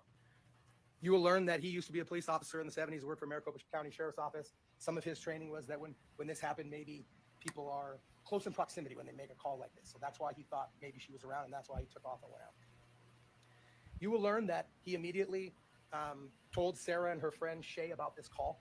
Shay, a friend of Alyssa's, was staying with them because Michael was, you'll hear he was going around doing a lot of things, and Sarah was 12 years old. So Shay was in and out of the house helping watch and stay with them while he was looking for Alyssa. You will learn that he did everything in his power to try to get that call from Quest. He called them. He was on the phone with customer service. He did everything to get that call, and they told him he could not do it without a subpoena. So he contacted Phoenix Police Department, asked them to intervene. They were not willing or weren't able to help. He then spoke with the sergeant. He then spoke with someone else. Nobody would help him get this call. So he didn't let it lie. You're going to learn that what he did was he then used some of his own money. He sued Quest to try to get this number. He filed a lawsuit, got the number. You'll learn it took about 6 weeks. He got this, someone at the end of June, beginning of July, he got this phone number. It had a California number on it. And you'll learn that he kept calling that number and someone finally answered. He was able to find out where that location was, and he went out to that location on several locations. He went out to California to look for her on several different occasions. You will learn that as this case progressed, Michael was the only one that was pushing this case when it started. In 2001, 2002, 2003, 2004, 2005, 2006, he was pressuring PPD. He was calling sergeants. He was writing letters to chief of police. He called the FBI. He called his congressman. He was calling all sorts of people to try to get attention to this case, and no one would investigate. He was putting in his time and his money searching for Alyssa. He even contacted the National Center for Missing and Exploited Children. This is a group that PPD sometimes or other, they recommend to families because they are a national organization that can get the word out a little bit better. So you will hear that he contacted them over the years and tried to get her name out there, trying to put information into this. He even helped work with them to get a hood, a picture of Alyssa's face on a NASCAR hood. That was something that they were doing back then. They would put these missing children on the top of one of the racers' car to get exposure. And he got Alyssa's picture on the top of one of the race cars in a race. He was doing all of this and nobody would help him. You will hear that Detective Schonfelder was assigned the case a few days after, and he essentially treated this as a runaway. Didn't want to listen. He didn't want to take any information. He would get information. There's not a lot of reports. Detective Schonfelder did not keep a lot of records of his interactions with anyone at that time, but he did keep some of the documents that he got from Mr. Turney over the year or so that he was investigating, but he never followed up on any of it. Then fast forward to about 2003 to 2004, Detective Murphy became assigned the case. Same thing. You will hear that he went at great lengths to communicate with her, try to get her to do investigation. He was giving her information. The state talked about these burned up bodies and other things to get dental and DNA. That was Mr. Turney that was getting that information to Phoenix Police Department. He was working with them to try to get the case going. You'll see that up until about 2008, 2009, he was one of the only ones champion for Alyssa and was trying to get this case out, calling the FBI, calling these people, trying to get them to investigate, and no one would investigate. Then fast forward to 2008, 2009, when Detective Anderson and Detective Summershoe were assigned. They started doing interviews, and they got tunnel vision. They were locked into one person and one person only, and that was Mr. Turney.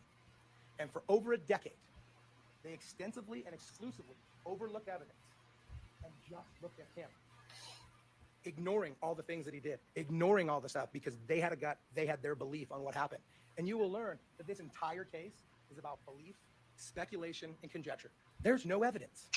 They can't tell you where Alyssa died. They can't tell you how she died. And frankly, they can't even tell you if she died. They believe she did, but there's no proof. And despite over a decade of extensive investigation, they never found a single piece of evidence to tie Mr. Turney to this crime. As you will see, as the evidence comes through, there is nothing. There is nothing that links him to this crime.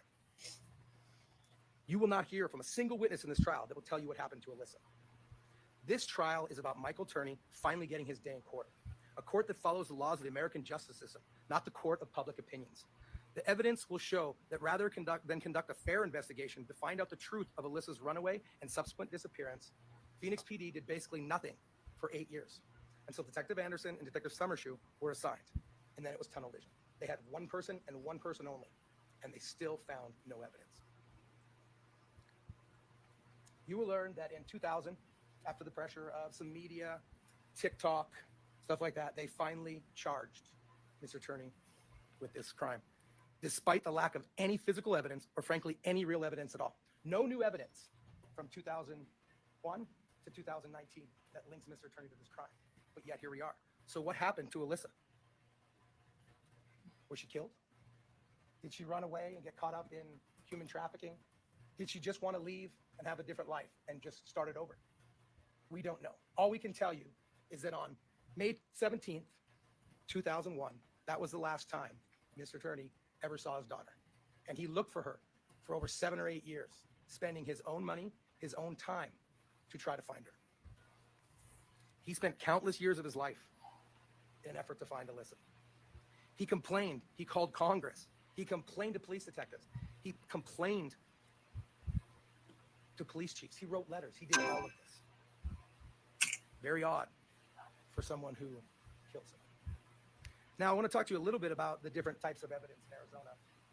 If you remember during voir dire, we talked about it a little bit. Mr. Bernardino told you a story or an example of circumstantial evidence about rain. That you obviously you don't see the rain, but you walk outside, stuff's wet, the car's wet, the grass is wet, the street's wet.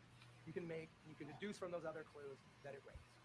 So, absolutely right. In Arizona, circumstantial and direct evidence are both allowed. And you as the jury, you get to give any weight to any piece of evidence that you feel is important. Now, I want to give you an example about circumstantial evidence too, just to kind of bear how circumstantial evidence can sometimes not lead to what you think it does. So I'm going to object. This is argument, Your Honor. Mistake.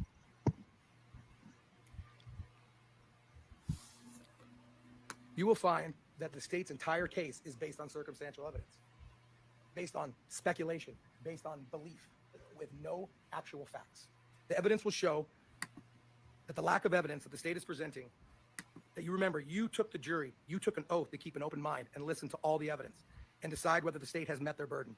And at the end of the trial, I will come back up here and ask you to find him not guilty. Thank you, Mr. Jackson. The state may call its first witness. The state calls Ms. Shay Masterson.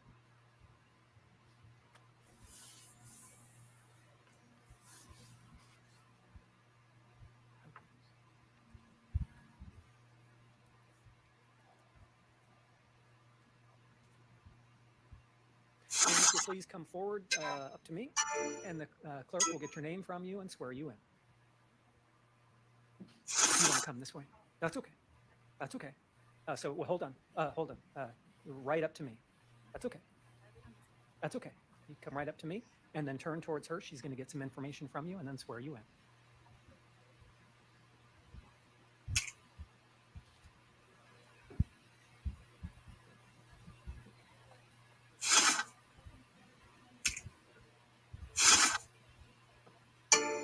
And now if you'll take a walk up that ramp and then have a seat on the witness stand here to my right.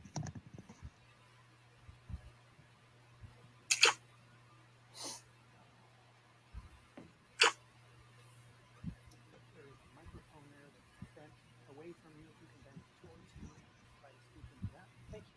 Counsel, you may proceed with your direct examination of the witness whenever you're ready. Thank you, Judge. Can you please introduce yourself to the court? I'm Shay Masterson. Shay.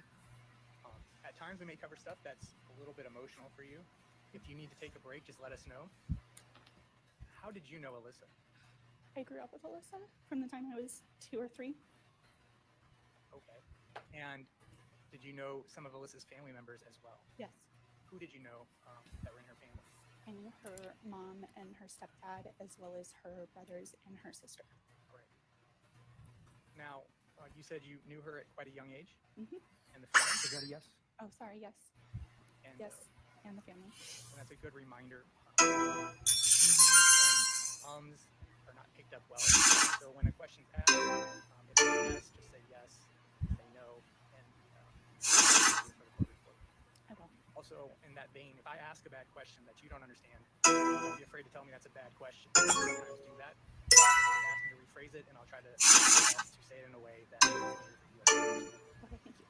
So you said you knew them at a young age, and you knew family members. Yes.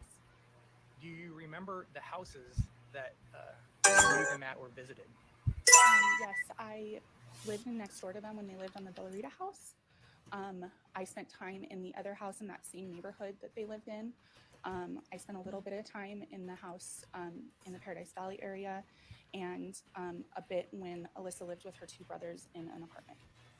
Okay. So it's fair to say that you knew Alyssa while she lived at least 3 different houses, including and then also an apartment with her brothers? Correct. Do you remember who those brothers are that she lived with? That was John and Mike. Okay. And we'll come back to them a little bit.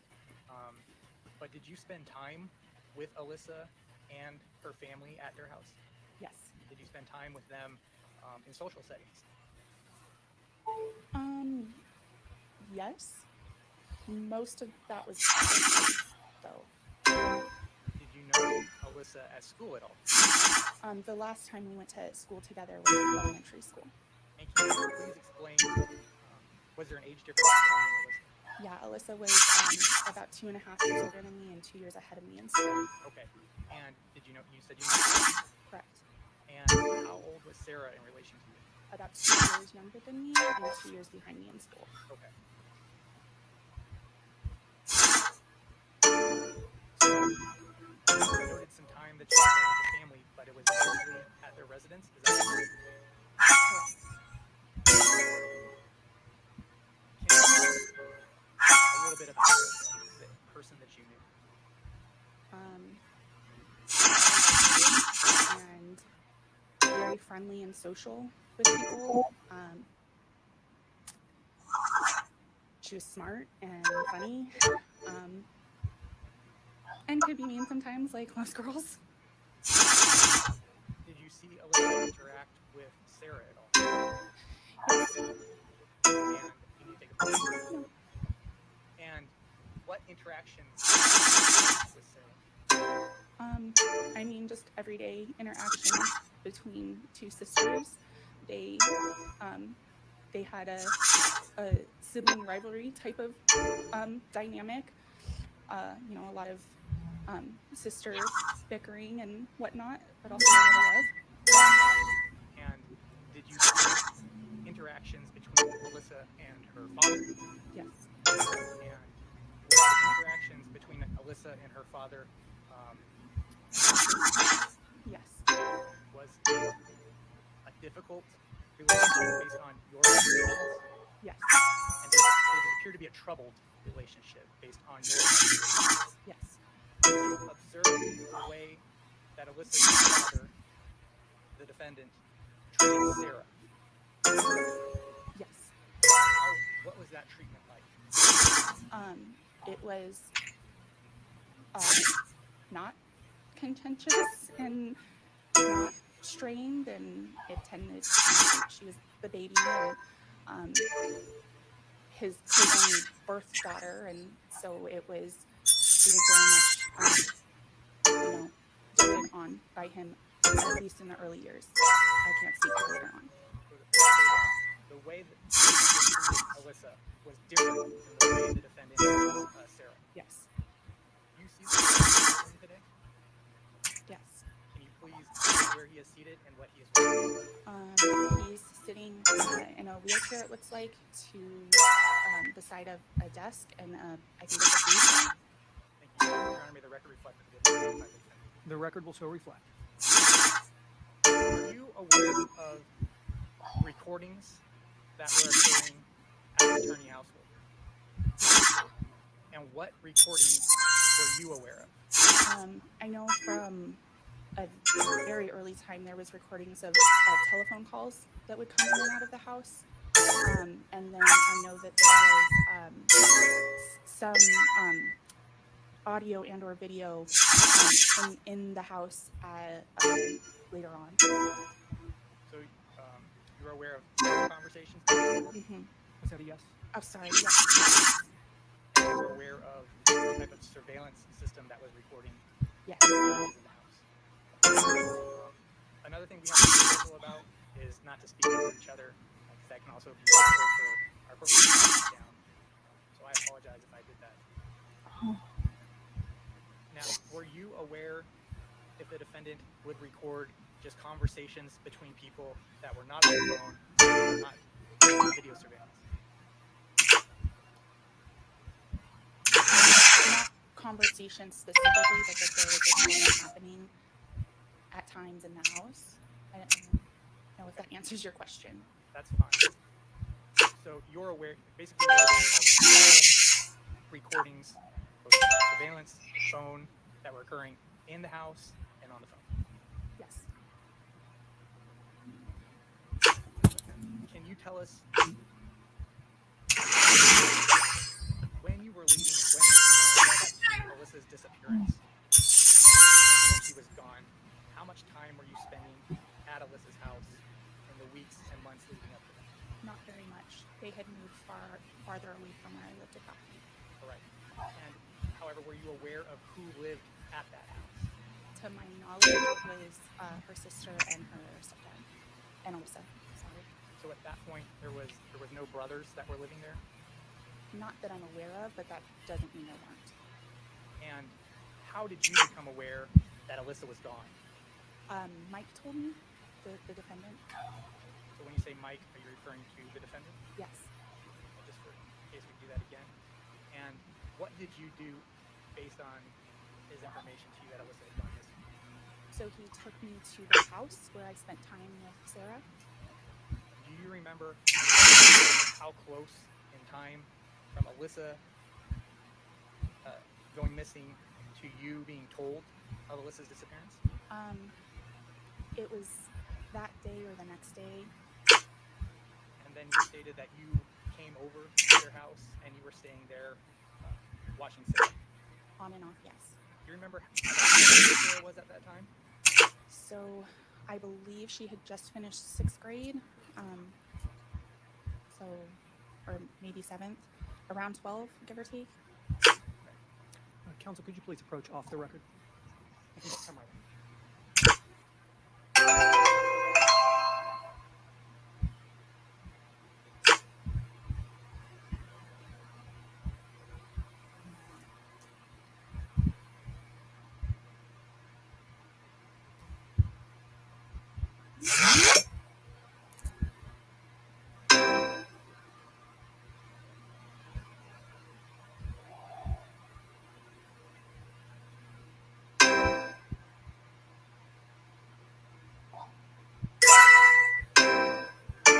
Try to remember where I left off, but I believe we were at, you had gone to Alyssa's, the place where Alyssa lived, with, based on information provided by the defendant that she was missing, and you were watching Sarah. Yes.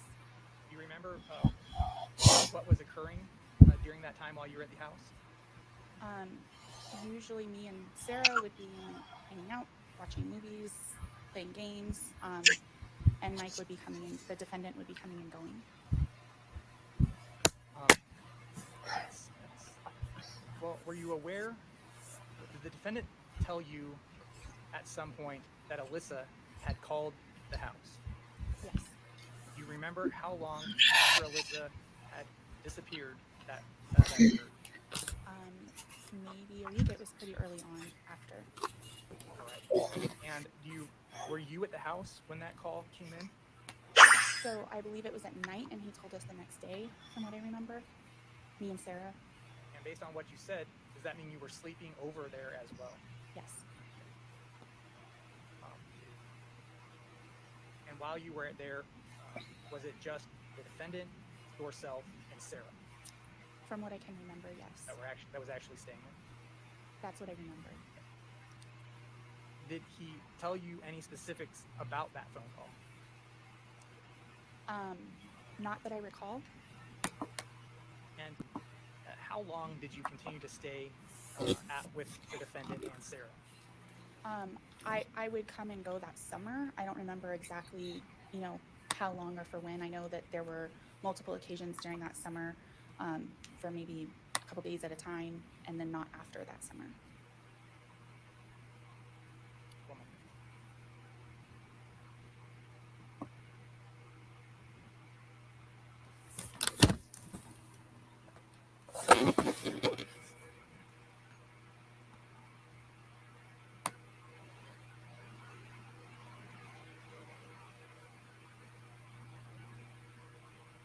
Just because it came up, you stated that the defendant's in a wheelchair now.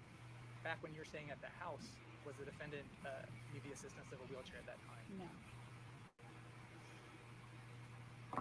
No additional questions. Thank you, Mr. Bailey.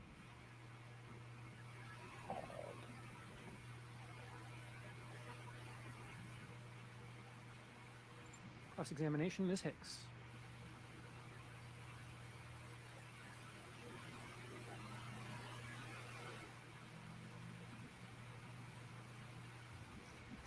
Good afternoon, ma'am. Ms. Masterson, out of all of Alyssa's friends, you knew her the longest.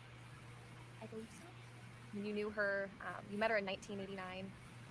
Yes. Do you need a moment? You were friends with her until her disappearance in 2001. Yes.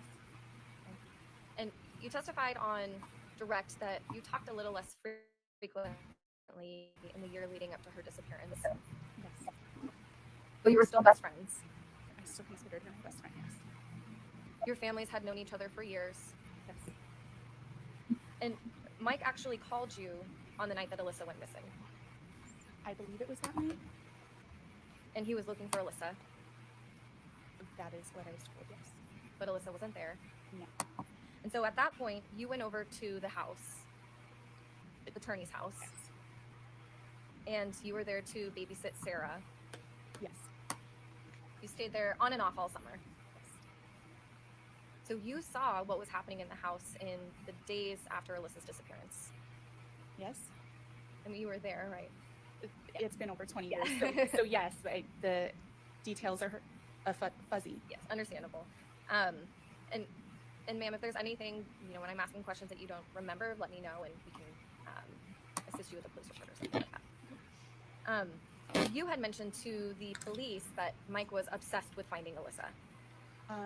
Yeah, it seemed that way that summer It's all he talked about. that I can recall. He spent most of his time trying to find her. He spent most of his time away from the house saying that he was trying to find her. He took trips to California. I believe so. He searched the neighborhood. That was my understanding. He talked to Alyssa's friends. I believe so. And ma'am, there's also a point where he asked Alyssa's friends to write letters. Yes. And you told the police that these letters were to prompt the police to look for Alyssa. That's from my recollection, yeah. And you wrote a letter as well. Okay, yes. Sorry, yes. You described Alyssa as trusting. Yes. You expressed concern that she could be with an older man. Yes, that's what I had been told. You expressed concern in the letter that she was kidnapped. Or Possibly. she could have been kidnapped. That someone was hurting her. Possibly. And as far as you know, at that time, the police hadn't been looking into Alyssa's disappearance. No. In your letter, you said Alyssa was in danger. I believe so. She hadn't contacted anyone. Correct. This was very concerning. Yes. Something was wrong. Your letter communicated a sense of urgency. Yes. Your letter didn't say, Alyssa is a responsible person. No. Your letter didn't say Alyssa is capable of taking care of herself. No. Because the letter was meant to get the police to start looking for Alyssa. That was what I thought, yes. Now, Ms. Masterson, you testified on direct that you were actually at the house on May 24th, 2001. Sometime in the days after, yes. And you testified that you were there when, or at least you were sleeping, when there was a phone call received from California. That's what I remember. Now, this was about a week after Alyssa's disappearance, I believe so. and you heard about it as soon as you woke up. I think so. Mike said it was Alyssa. Yes. And there was some time after this phone call was received that Mike tried to get more information about this phone call. Yes. Mike had a fight with the phone company to get information about this call. Yes. He was on the phone with customer service. I believe so. He tried to get a subpoena for records. Yes. And eventually he sued the phone company. That's what I understand, yes. He got the records, I believe so. and the call was from California.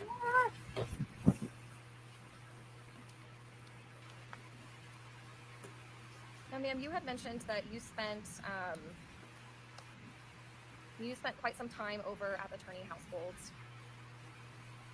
In my life, yes. You knew Sarah. Yes. You babysat her for a summer. Mm-hmm. Yes. And Alyssa is older than Sarah. Correct. By about, is it 5 years? 4 to 5 years, something like that. So Alyssa was 17 at the time that she went missing. Yes. Sarah was 12. So you knew Sarah from when she was little child to preteen years. I still know Sarah, but yes, from the time she was an infant. But you interacted the most with Sarah. You didn't interact with Sarah during her teenage years much. Not very much at all, no.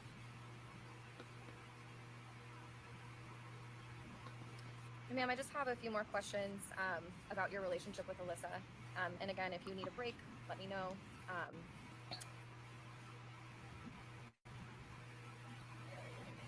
So you met Alyssa when you were neighbors. Yes. You spent a lot of time with her throughout your childhood. And eventually Alyssa moved, Yes. but you remained in contact. Yes. And you and Alyssa experienced a traumatic event together during the summer of 2000. Can you please be more specific? You and Alyssa had a friend named Stacy. Yes. You were very close. Yes. And in the summer of 2000, Stacy committed suicide. At the start of the school year, yes. So it's a very traumatic event. Yes. And you knew Alyssa since childhood, so you knew that Alyssa experienced a lot of grief over her lifetime. Yes. Her mother died when she was young. Yes. She didn't have a female role model. Not in her family. She didn't have a mother to care for her. No. Her biological father wasn't around. Correct. She didn't get along with her stepfather. Correct. Alyssa moved around a lot during her childhood. Yes. She lived in California, Yes. Montana. Yes. Alyssa went to 2 different high schools. Correct. She transferred to a new high school at the beginning of her junior year. That sounds right. You were very close with her despite all of that. Yes. You knew a lot about her personality, what she liked, what she didn't like, Yes. activities that she engaged in. Yes. You knew Alyssa smoked a lot of pot, I know that she smoked pot. and you told the police that there was a time where you believed it was close to every day. If that's what I said then okay. I don't recall now. But if that's what you said to the police, then that would be Yes. your testimony here today as well. That I told the truth then, yes. You were also aware of Alyssa experimenting with other drugs. I believe so, but no specifics. And again, I know that this is a long time ago, but I'm relying on the police report here. And in the police report, you said, or during the police interview, you had mentioned that Alyssa tried acid a year before she disappeared. Okay. So I'm asking you if that's correct. That's correct that I said that. I do not have that memory now, but it's been, 15 years since that interview? And you wouldn't have lied in the interview, right? No, absolutely not. Just as I won't now. That's why I'm not saying that I remember that now. Just a moment, Your Honor.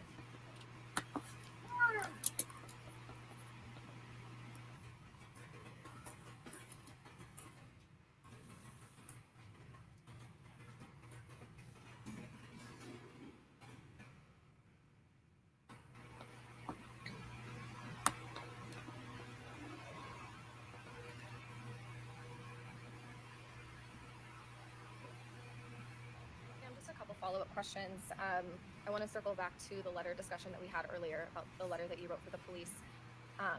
Was that a letter that that you wrote with the understanding that it would be sent to the police? I believe so. I only have memory of the letter from when I read it when the police interviewed me. At that time, I didn't remember writing the letter either.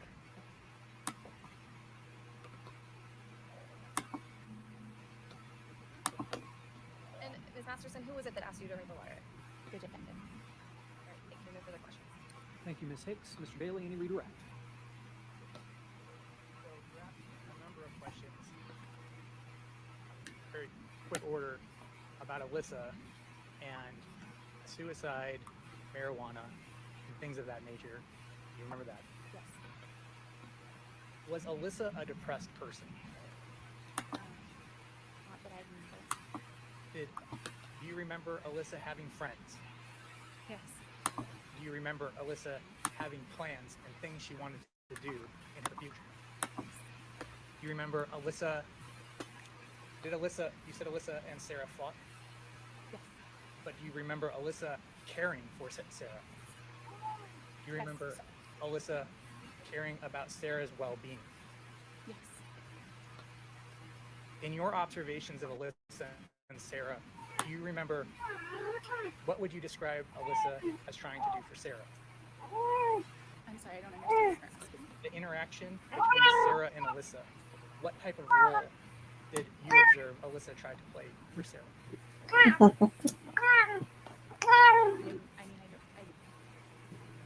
She was a big sister and as close to a mother as she had. you were asked about a number of things that you were told the defendant was doing in trying to find Alyssa. Recall that? Yes, Who told you that they were trying to do that? the defendant. Did you have any knowledge of the defendant actually going out and doing those things? Nothing that I specifically witnessed.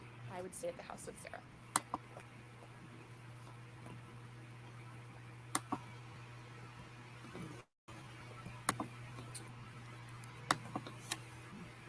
And this letter that you wrote looking for Alyssa, Yes. do you remember if you were told what to put in the letter? I don't remember actually writing it. From what is written, I imagine that a 14-year-old writing that letter was, guided on what the letter should say to elicit a response of trying to find her.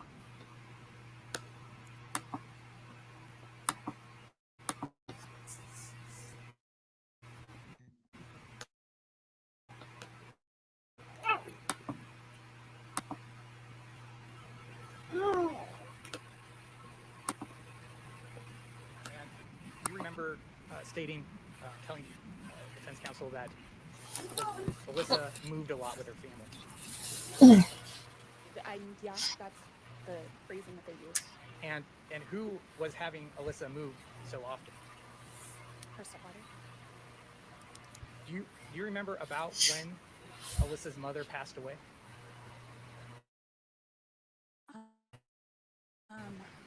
I believe it was around 91, 92.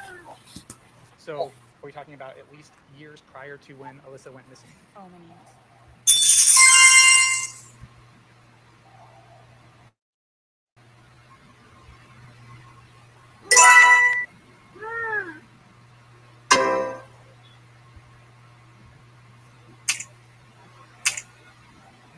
Just to clarify, one of the questions I asked you was about various things that you were concerned about, or that the defendant was telling you that he was doing.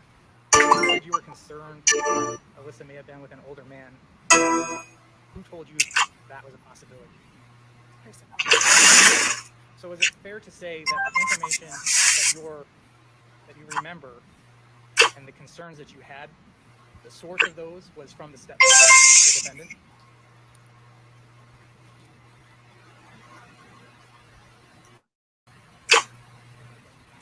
Ladies and gentlemen, any members of the jury have any questions for the witness? It appears that there are none. May the witness be excused.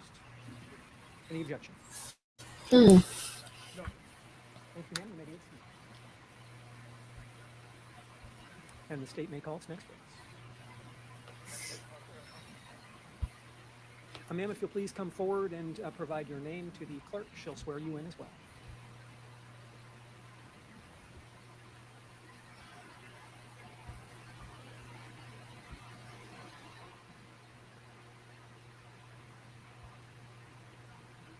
And ma'am, if you'll please take a walk up the ramp and have a seat on the witness stand here to my right.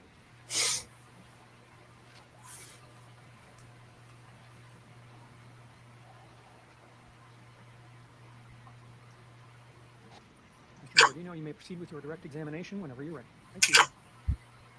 Ms. Turney, can you tell us your name, please? My name is Sarah Turney. Sarah is S-A-R-A-H? Yes. Okay. There is the microphone. There, you sound like you may be soft-spoken like I am, so if you can concentrate on that for me. So, how old are you now? I'm 34. And are you employed? What do you do? I make podcasts for a living. All righty. I'm not even sure I know what a podcast is. So maybe everybody else does, but if you could explain exactly what it is you do. Sure. I do a few different things. So I created my own podcast in part to help look for Alyssa. And I also host another podcast from Spotify where I'm just a host for them. How long have you been doing that? Since 2019. These questions may seem silly to you. I'm just trying to establish some background information. So, did you graduate from high school? No. Did you attend high school? Yes. Where did you go? Paradise Valley.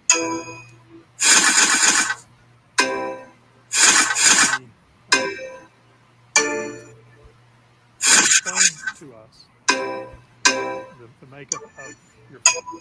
You, Alyssa, your brothers, your dad, just so we have a clear understanding of who's who. Yeah, my dad married his first wife, I believe, in the 70s, Cheryl. They had 3 children together. My 3 brothers, Rhett, James, and Mike. And then my mother had Alyssa and John. John was before Alyssa. Alyssa was the youngest before I came. Then my mom met my dad, and together they had me in 1988. And obviously you wouldn't have known it, but today, do you know where it was you were living when you were born? Yeah, Villarita. An address, a house on Villarita? I know the full address if you'd like. Sure. Yeah, 2954 West Villarita. And where was that located? Here in the valley? Yeah, the west side of Phoenix. All right. Do you know how long you lived at that address? It was until 6th grade. I went to 6th grade at a different school. So, first through the 5th grade? Yeah, and then I went to 1st through 4th grade, and then we moved to that one house that was kind of around the corner, but in the same neighborhood. And then from there, for 6th grade, we moved to the east side of Phoenix. So, all right. So, first through 5th grade, did you attend the same elementary school? Except for the portion where we lived in Montana for about 6 months, yes. While you were here in the valley, first through the 5th grade, what elementary school did you attend? Sunrise Elementary. Now, Alyssa was older than you, right? Yes. Why is it 4 years, 5 years? Yeah, about 4. All right. So when you were in the 5th grade, do you know what school Alyssa was attending? I believe Deer Valley. I believe it was Deer Valley, Berry Goldwater, and then Paradise Valley. 3 different high schools? Yes. And when she changed schools, was it because y'all had changed addresses? If you know. Well, and that's where the confusion comes in because I just changed the school the one time. So I wasn't made to change schools necessarily when she was. So I'm not quite sure what that situation was. So you said that y'all lived in Montana for a period of time? Yes. How old would you have? 6 or 7. It was 2nd grade. How long did you live there? Less than a year. And then you moved back to the valley. Yeah, right back to that Villarita house. Alrighty. And have you lived in the valley ever since? Yes.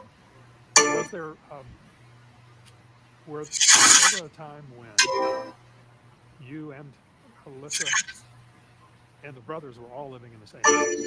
Yeah, when we were younger. And then periodically the brother would come in or out, for a few weeks or months if they needed somewhere to stay for a variety of reasons. Now, in May of 2000, where were your brothers living? I don't mean They were all out of the house. And were they living together? Mike and John were. I believe James was already out of the state, on the East Coast at that time. He's moved around at that time. So in May of 2001, where were you going to school? Explorer Middle School. And you're living at that point in time when Alyssa goes missing, you're living at that address on 30th, correct? Yeah, the 17217. And who lived there with you at that time? Just my father and Alyssa. How would you get to school? So I was supposed to go to when we moved so many times, so I'm sorry if it's a little confusing, but we moved and I was supposed to go to a different middle school for 8th grade, but my dad contested it and called the school and made sure I could go to the same school. So he would end up driving me to a bus stop, and then the bus would take me all the way to school. So he dropped me off like in our old neighborhood. Alrighty. Then how would you get home? I would again be taken back by the bus to that bus stop, and then he'd come pick me up in his vehicle. Was he working at that time? No. See, now, Alyssa, how would she get to school? So it was usually by, as far as I remember, the walk was just long enough, and it was just warm enough that we usually didn't walk to Paradise Valley. But it just depended on the day. So if she didn't walk to school, how would she get there? Our father. Did Alyssa drive? No. Were you ever with her when she did drive? Yes. So it sounds like maybe she knew how to drive. She knew how to drive, but she was afraid to before she was caught. To your knowledge, did she ever obtain a driver's license? No. No, she didn't? No, she did not obtain a driver's license. Alrighty.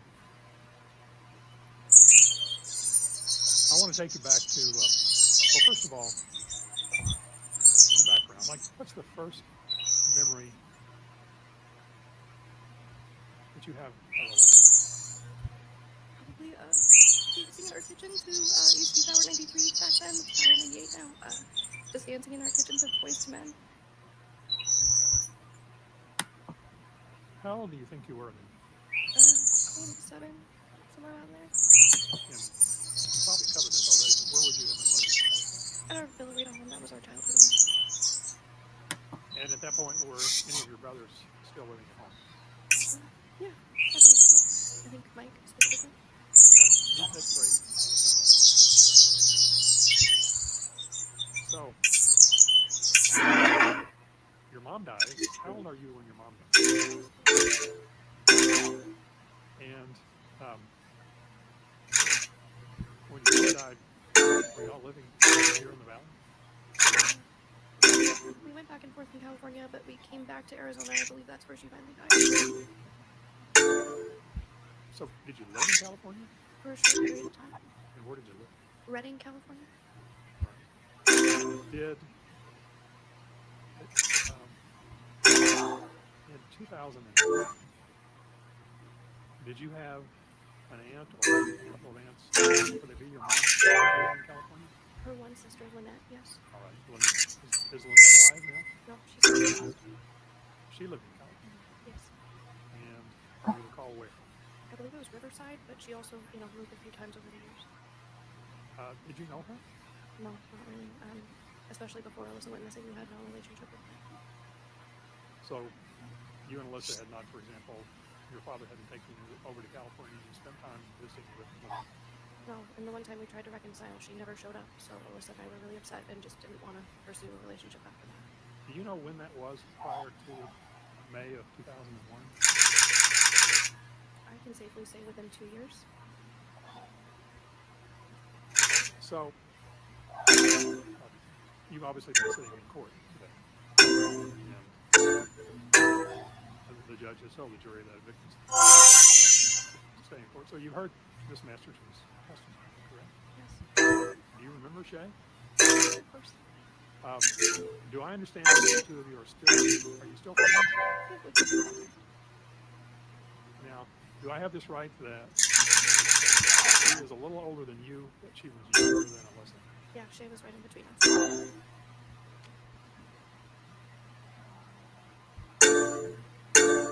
So if I were to ask you, Mr. Bailey asked Shay to your sister, if I were to ask you the same question, what can you tell us? Yeah, we definitely fought like sisters, but she was just really kind and sensitive. That was the biggest thing. For as much as she would make fun of what I was wearing, she would make sure to fix my outfit before I went out the door. And I think it was a lot harder to see when I was a kid, the stuff that she did, how she made Christmas happen and birthdays happen. But yeah, Alyssa was happy and outgoing. She was just a really good big sister, and she definitely took on those maternal duties, even if I didn't see it back then. So as you look back, can you describe for us some examples of the things that she would do for you? You said like a maternal figure, I understood what you were.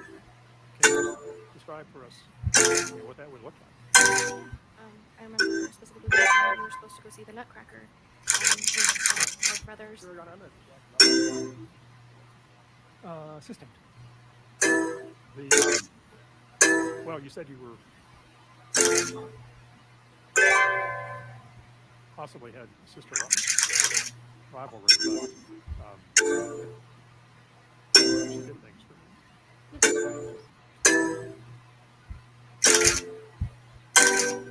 So tell us what Alyssa was like.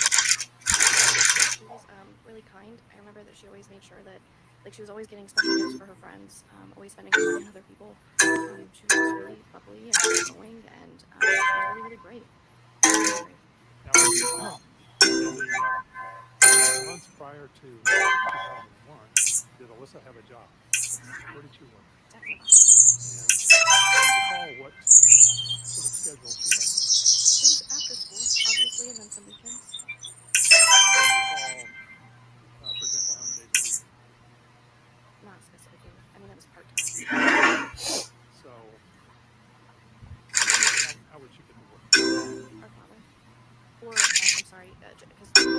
was right across the street from Jack in the Box, so if her schedule aligned, I believe she would just walk right over. It was, you just cross 40th Street and it's right there. Did you ever visit her at Jack in the Box? Yes. So what would you observe her doing there? Working mostly. Yeah, what was her job? I don't know what her exact job at Jack in the Box was. I think she did a little bit of everything. Drive through, helping people at the counter, cleaning tables. And what you observed, did she like her job? Yeah. Did you have a job in May of 2001? No. Remind me, please, what grade were you in? Remind me what, so that would be like middle school? We used to call it junior high, but I mean, so it's middle school, right? Yeah, the same thing. 7th and 8th grade usually. I believe in Arizona is a middle school or junior high. And where was that school located in relationship to the house on 34th Street? It was quite some distance away. It was, it's right next to Desert Ridge at Tatum and Joe Max. So I may have misunderstood. Is that where your father would take you to the bus stop? No. He would take us to the bus stop in our old neighborhood, and that was closer to like 43rd Street and Bell. So about 10 blocks. So how would you get to school in the 7th grade? So that's what he would do. He would drive me to that bus stop. And the bus stop would take me to school. What generally, let's assume you had the normal school day. What time would you arrive in the 7th grade? What time would you arrive to school? Yeah, Explorers Center started at 9 or 9:30, and it ended at 3:30, I believe. And what about May 17th? Did you go to school? Yes. Was that the last day of school for you that year? Yes. And was there anything special planned for the students? Yeah, we went on a field trip to Washington. All right. And do you recall what time you would have gone? Shortly after school began, so I believe we went to school at regular time and got situated and got on the bus and went. That particular day, did you see how Alyssa got to school? Do you have any recollection as to when Alyssa was home and you went to school that day? She was not there. She started much earlier than mine. The field trip was over about what time? It was about when we got out of school, so about 3:30. And was anyone supposed to pick you up? Yes, my father. There at the school? Yes. So when you got back to the school, did he pick you up? No. Was he there? No. So what did you do? I walked home with my friends. How far away from the school did they live? It was like the next 2 or 3 blocks over, so it was really like maybe a 5-minute walk at most. Could you have walked home from school? I probably wouldn't have made it, especially in the summer. I mean, it's 3 or 4 miles, if not more, so no. I mean, I probably could have, but I wouldn't have. Now, you had a cell phone then. Did Alyssa? Yes. So you get to your friend's house, and did someone come and pick you up at your friend's house? Yes. So what time was it that you think you got back from the field trip? Back to the school. Or was my friend's I'm house? sorry, back to the school. I think it was just about right on time. I think we were ready to go at about 3:30. And then you walked to your friend's house. Yes. About what time do you think it was when you got to your friend's house? No later than 4 or 15 minutes, I would say. 3:45. And then at some point your father came and picked you up. Yes. Had you called him or? I don't recall. I think we just kind of knew that if I wasn't at the school, it was something I told Or do you know, you tell me when we're at a breaking point. It's fine. All right, ladies and gentlemen, we're going to take our afternoon recess a little early today because we're going to be ending a little early today. So you can leave your notebooks and your materials on your chair if you'd like. Please be back in the jury room not later than 3 o'clock, which is when we'll restart the afternoon session. Please remember the admonition. Jury is now.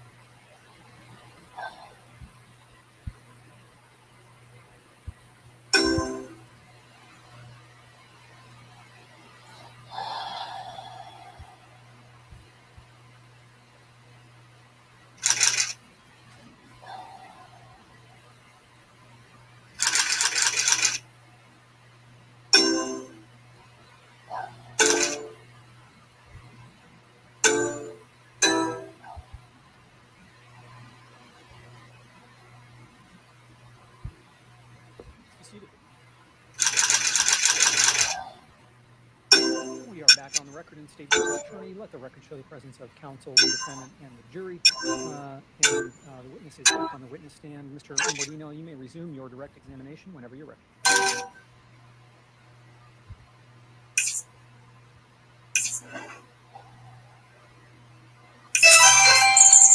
Okay, Sarah, I got a little ahead of myself. I'm going to back us up just a tad.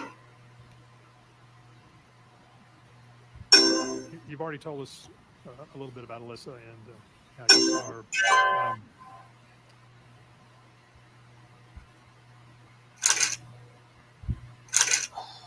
her. Well, let me ask you this. Remind me again how old, you told us your first memory. I'm not asking you that again, but about how old were you? Say 7 years old? Your first memory of Alyssa? So did you live with her from that point in time up until she disappeared in May of 2001? Yeah, I lived with Alyssa my whole life. I don't think I asked you this, but describe her personality. Fun and bubbly and outgoing, and sometimes a mean older sister. But it also depends on what setting. And what do you mean by that? What setting? When she was outside of the house, she was a lot happier. Did, in those years that you started living with Alyssa, was there a time that it changed, or was it always? As far as I can remember, it was just always a bad relationship with Alyssa and my father, which caused a lot of stress and tension. Did you ever hear them argue? Yes. What were they arguing?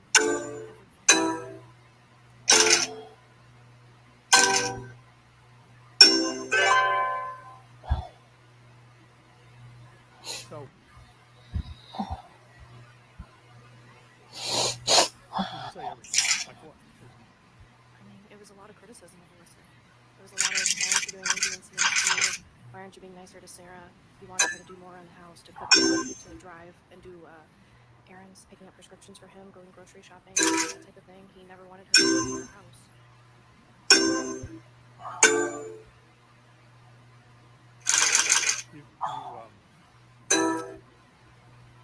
While living at the various locations here in the valley, let's just stick to the valley over the years, were you ever aware that phone calls coming to the house or going out from the house were being recorded?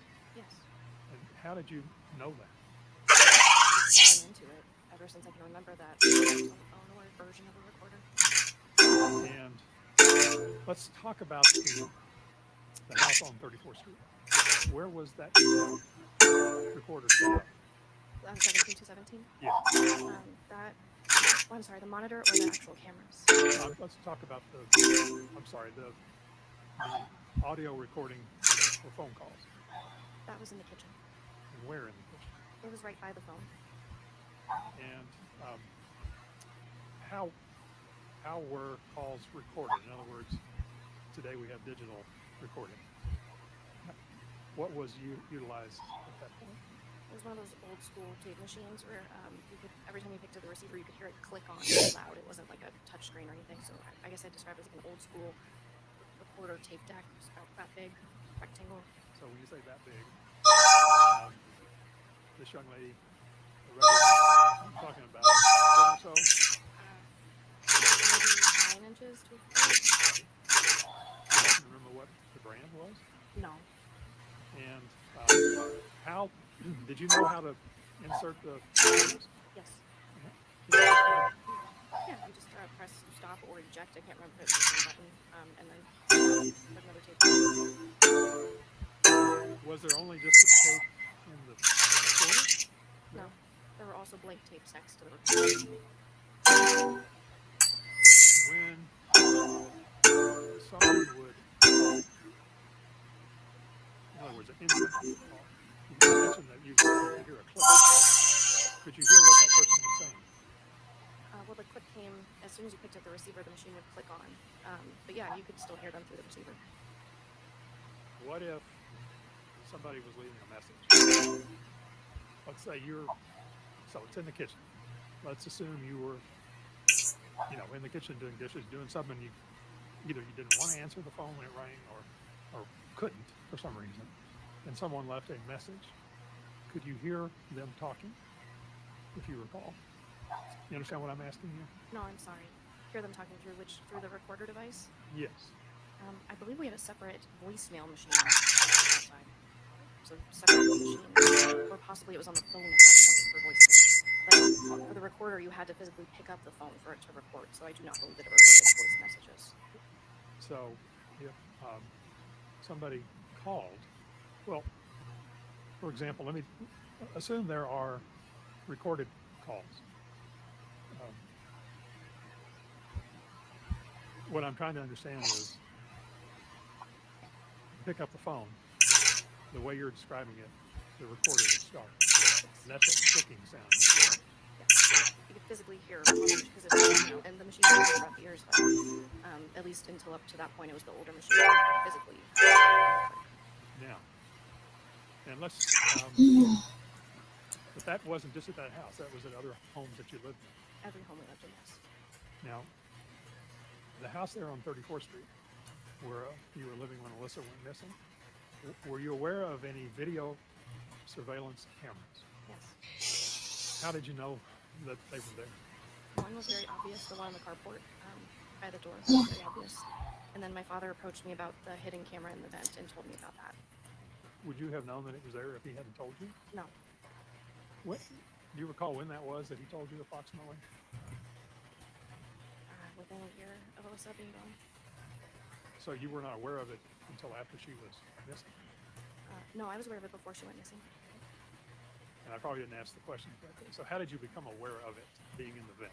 My father told me. He said, look what I set up. This is to watch your sister. And Alyssa was to not know. Now,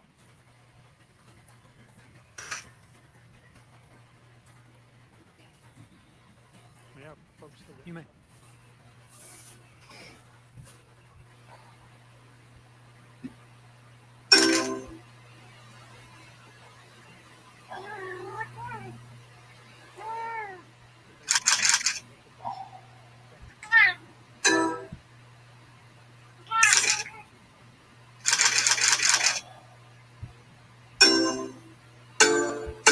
Yes, this is the house that Alyssa was last in.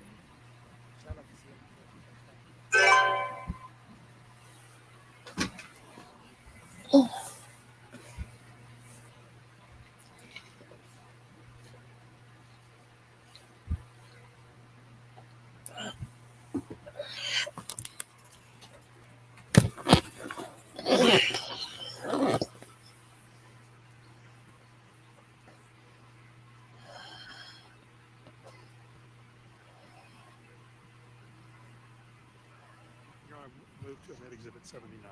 Any objection? No objection. Exhibit 79 is admitted. Ladies and gentlemen, when an exhibit is admitted, that means that it will be with you in the jury room during your deliberations. Okay.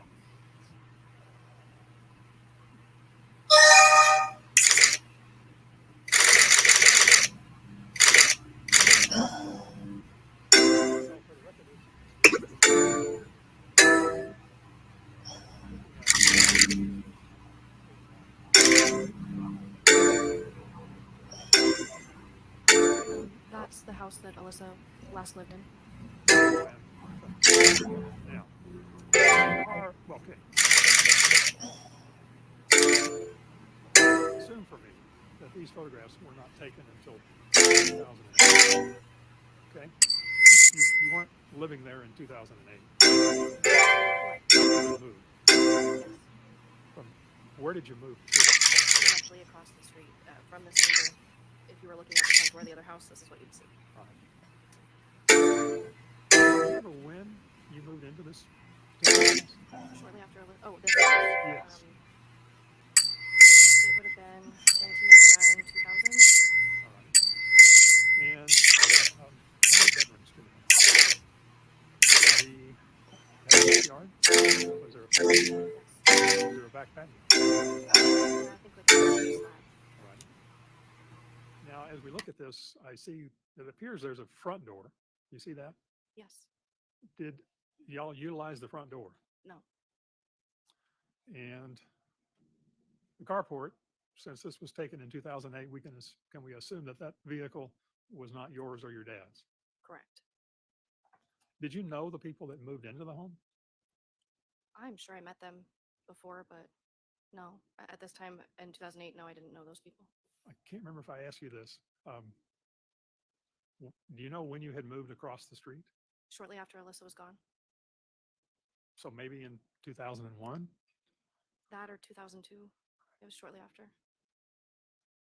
So over here on the right-hand side, the carport, I see looks like there's a door to the far right-hand side. What was that? That was a storage room. I believe the washer and dryer was in there. The second image. I got to remember to stay close to this microphone. This, do you see the open door? Yes. Where did that doorway lead to?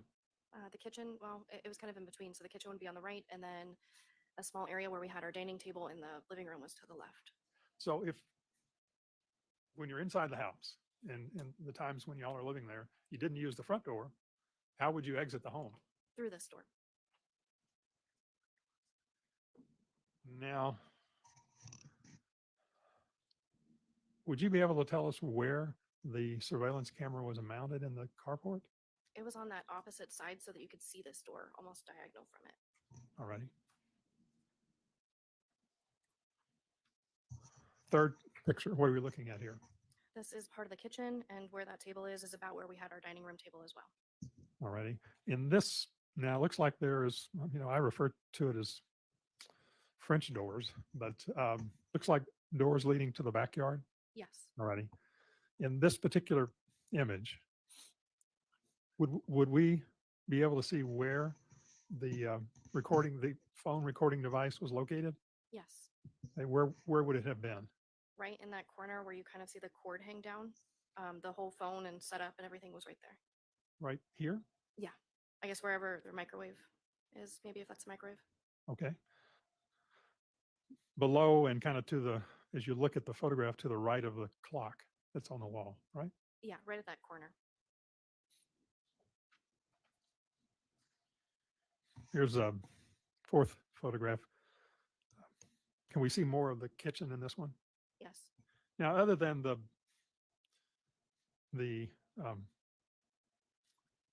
knowing that somebody else is living there, this property is not yours. Is the kitchen still laid out the same as when you lived there? Yes, they appear to be the same counters and cabinets.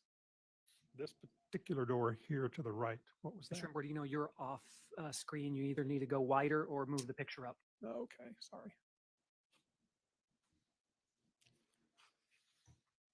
The door here on the right was what? I believe it was a utility room. The washer and dryer may have been in there. I can't quite remember.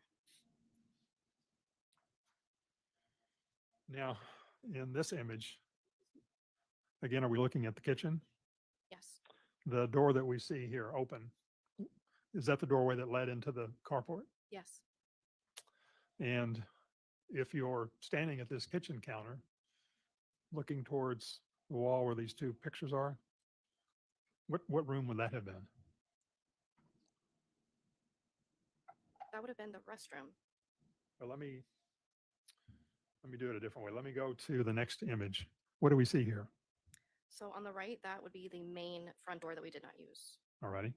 What did you refer to this as? Living room or? Yeah, the living room.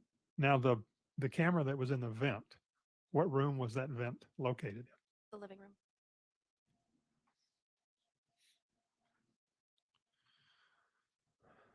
And what are we looking at here? Another angle of the living room. Fireplace, was that there when you lived there? Yes. This door here and behind the sofa that's located in this picture, what door did that lead to? I believe it was the bathroom.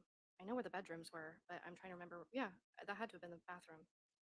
So I think you told us earlier there were 3 bedrooms, correct? Yes. And how many bathrooms? 2, including the master. So if this bathroom is that the master bathroom? No. The bedroom that you refer to as the master bedroom, who stayed in that bedroom prior to Alyssa going missing? Our father. Now, if you look at the top of this particular image, between, well, right over the bath door and near the fireplace, it looks like there's two AC vents. Do you see those? Yes. Do you know whether was the camera in one of those vents? Do you know? Yes, and the one to the left. This one here? Yes. The one over the bathroom? Yes.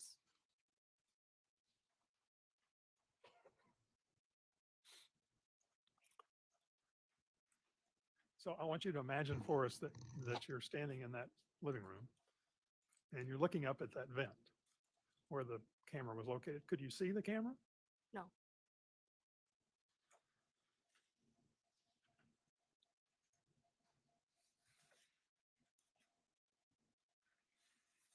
Give me a minute, Judge. I need to count some pages here.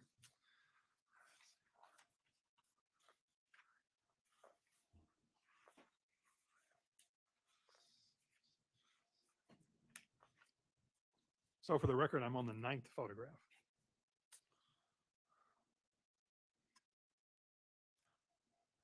Now, what are we looking at here? What part of the house? The hallway that leads to the bedrooms.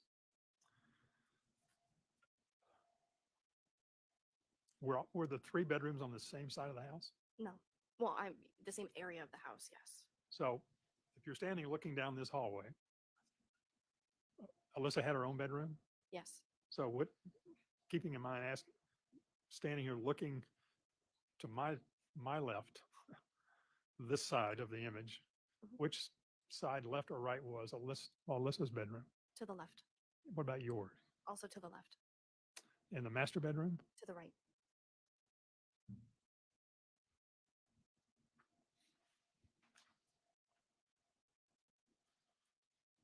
Photograph number 10.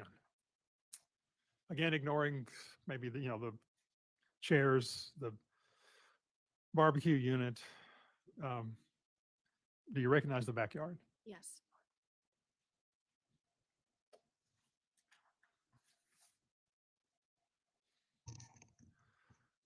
The next image, which would be number 11.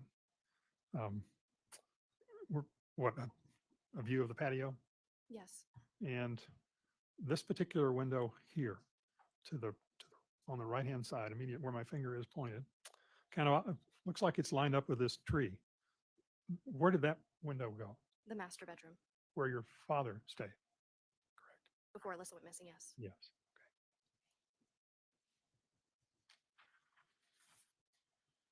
Okay. Next image, which I think is 12. Again, another photograph of the backyard. Correct? Yes. And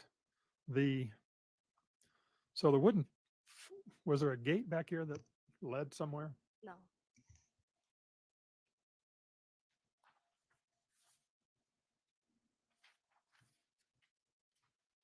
Final image, it looks like there was a gate, correct me if I'm wrong, that led from the backyard out towards the street. Yes. Do you recall whether was there a gate there when you lived there? Do you remember? I can't remember. And then looks like the address is on this beam here. Yes.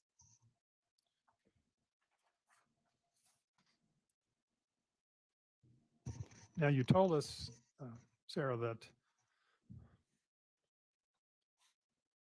before Sarah went missing, your bedroom and Alyssa's bedroom were on the left-hand side of that hallway. Yes. Did that change after she went missing? Yes. When did it change? Probably around when the new school year started. So August or September? Yeah, that sounds about right. And why did it change? My father moved me into the master bedroom. And where did he move to? My old bedroom.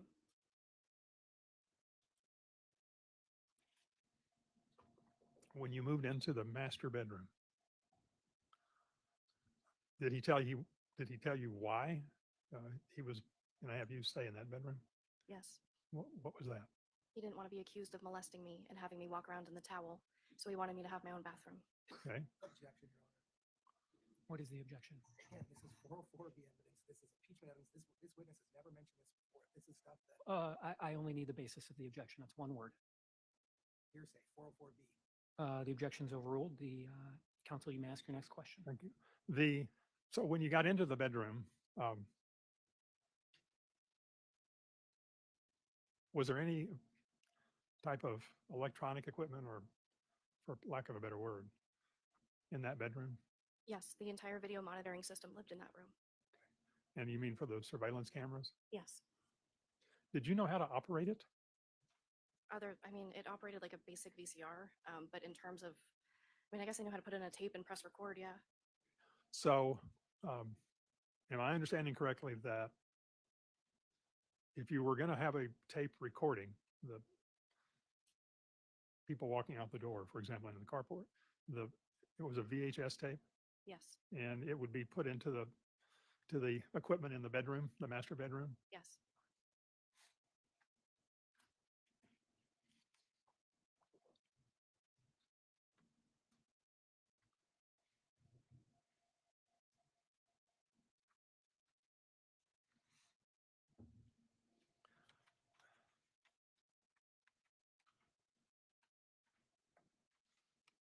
Was there any particular reason why y'all didn't use the front door? I can't think of a good reason. It was often blocked, but I mean, we'd use that front patio door since we moved in. You talking about the carport door? Yes, I'm sorry, the carport. Okay. All right.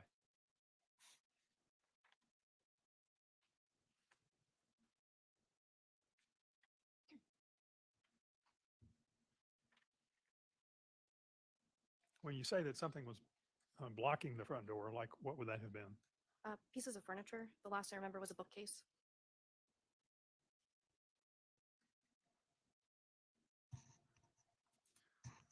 Now,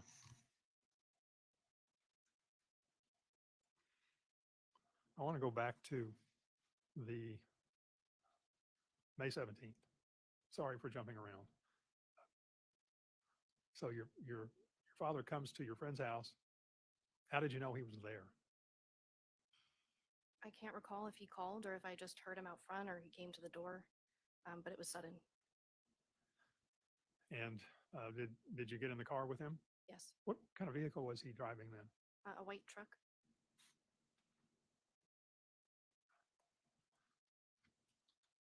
To get in the truck? Did you have a conversation? Yes. And what was it about?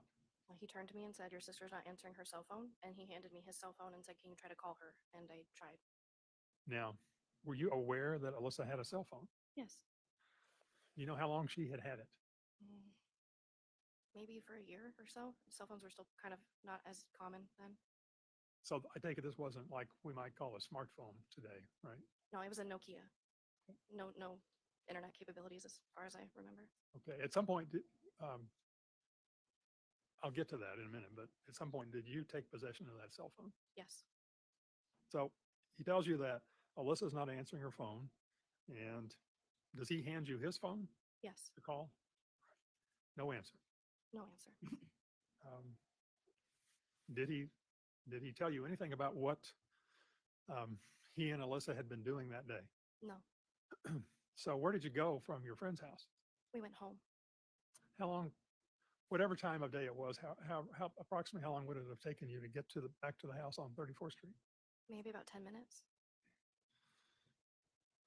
So what do you do when you get there? Where does he park the truck? He parks in the carport. All right. Any conversation along the way? Not that I recall. Did he say anything to you about picking Alyssa up early from school? No. Anything about having lunch with Alyssa? No. Anything about having an argument with Alyssa? Not that I recall. So you get to the house, what do you do? I went right to Alyssa's room. That bedroom on the left. Yeah, it's the furthest one on the left. And describe her room for us as it existed before she went missing. Yeah, when you walked in, she had a queen size bed. I think it was a queen or a full, it was pretty big. That was on the right. And then on the left-hand side was her dresser. And directly kind of in front by the window was this TV stand that she had painted and a TV. And then she had a makeup vanity to the left by her closet. Did Alyssa use makeup? Yeah. Did you spend time in Alyssa's room when the two of you were living in the house together? As much as I could, as much as she would let me in there. Yeah. Okay.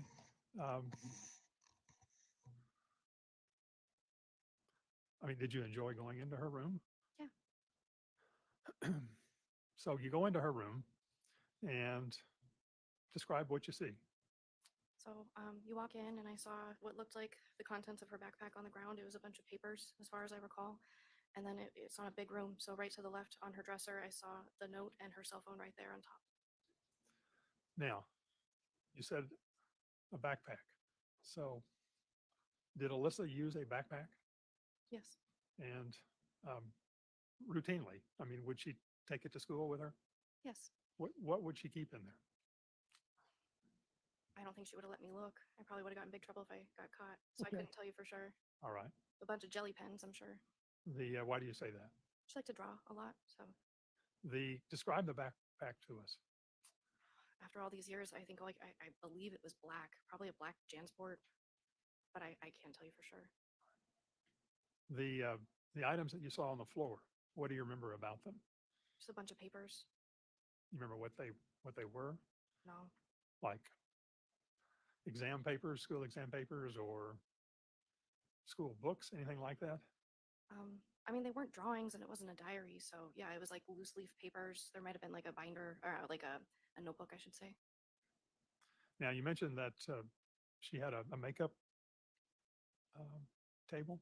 Yes. Like, I don't know, would you call it a vanity or? Yes. All right. So did you notice anything missing from her makeup? No. You said you found a note.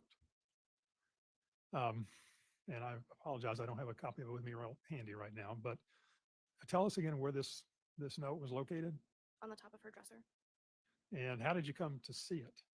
I mean, it was at eye level, you know what I mean? So it was right there to the left, right by her cell phone. Did you look at it? Yes. Without seeing it, and I'll show it to you, not today, but what do you remember about the note? I remember, I believe what it said. Would you like me to say that? Sure. I believe it said, Dad and Sarah, when you dropped me off at school today, I decided I really am going to California. Dad, that's why I took $300 from you. Sarah, you always said you wanted me gone. Now you have it. Alyssa. Had your father dropped you and Alyssa off at school together that day? No. You said that her cell phone was there, correct? Yes. And was it next to the note? Yes. How did you said earlier that you actually had tried to call her cell phone yourself, correct? Yes. So when you get into the house, are you or your father still calling her cell phone number?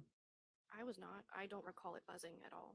It was just in plain view. There was nothing else on top of the dresser. Do you remember seeing any kind of a particular piece of jewelry at all? She left behind a lot of her jewelry, yeah. Like what kinds of things that you recall? Yeah, there were, quite a few things that her friends had made her mostly, because I always wanted everything Alyssa had. So I remember seeing it. There was a necklace that her friend made that had a mushroom inside. There was one that was like a Chinese symbol. All of the jewelry from our mom was still there. In your interactions with your sister, were those things based on what you observed of her and the jewelry? Were they things that were important to her? Yes. The cell phone, were you ever with her when she used her cell phone? Yes. When would you see her with the cell phone? When she had it, it was always with her. Now, I think I asked you earlier, did you ever come into possession of that cell phone? And I think you said yes. How did that happen? My father gave it to me shortly after she was gone. And up until that point in time, you hadn't had a cell phone yourself? No, my father would sometimes lend me his, but no, I did not have my own cell phone. I know this is a long time ago, so you used the cell phone once she was missing. Did you call people on it? Oh, yeah. Okay. What I'm trying to get at here is, since we're talking about 2001, and I suppose some people didn't have a cell phone, but what what could you do with it besides call somebody? You could text and play Snake. Snake. Okay. What's that? It's I'm trying to remember now. I don't remember exactly how it works, but it's some game with a bunch of squares that make a snake, and you have to, I don't remember the rules of the game. Okay. All righty. Now, did it have, so your dad gives it to you to use, right? Objection asked and answered. Sustained. How did you, did it have a passcode or a password or? No.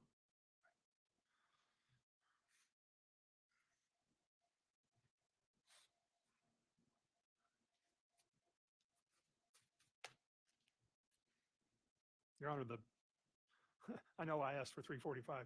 I've got a bunch of pictures I need to show her and ask her about. I can't do it all in 5 minutes, I guess is what I'm trying to get at. Sounds like this is a good breaking time. I think so. All right, ladies and gentlemen, due to a scheduling conflict, we're going to end a little early today. Remember, we are not going to be together tomorrow. So I will see you next on Monday, July 10. We're going to get a 10:30 start. So please do your best to get here in time for the 10:30 start. Have a nice weekend. Please take everything with you when you leave the courtroom. Please remember the admonition. The jury is now excused. All rise for the jury. And you're free to step down. I gotta get going. We're excused.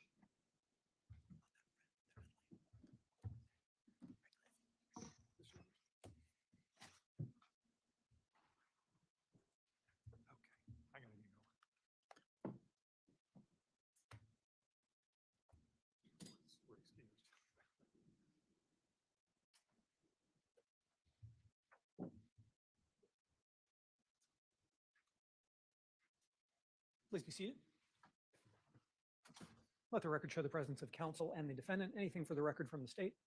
Not right now, Judge, because I really need to get going. Monday, I'm going to ask permission to address the court on a ruling you made earlier today. Okay.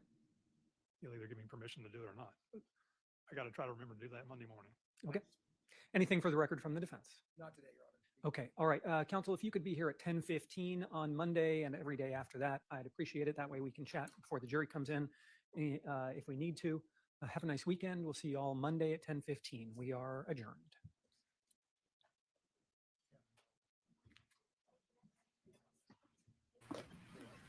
Okay.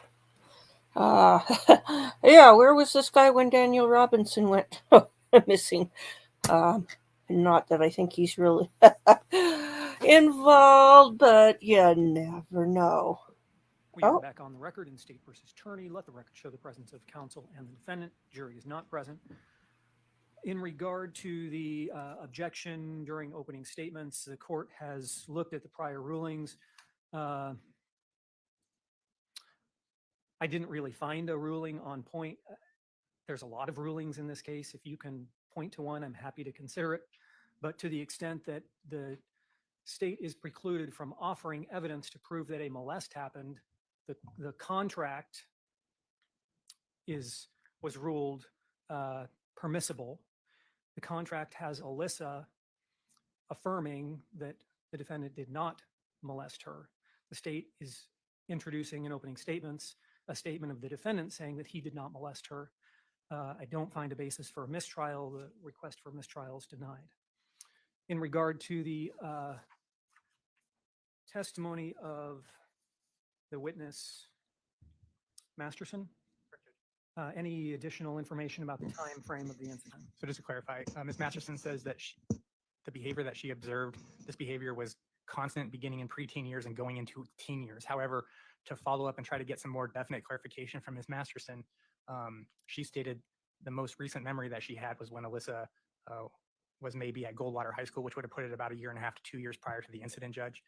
Based on that, I told defense I would agree not to go into that area. Okay. I think that resolves that motion. Anything else we can talk about before we bring the jury in? Are you going to use technology for your opening? Okay. He's old school. I use technology. One less thing to worry about.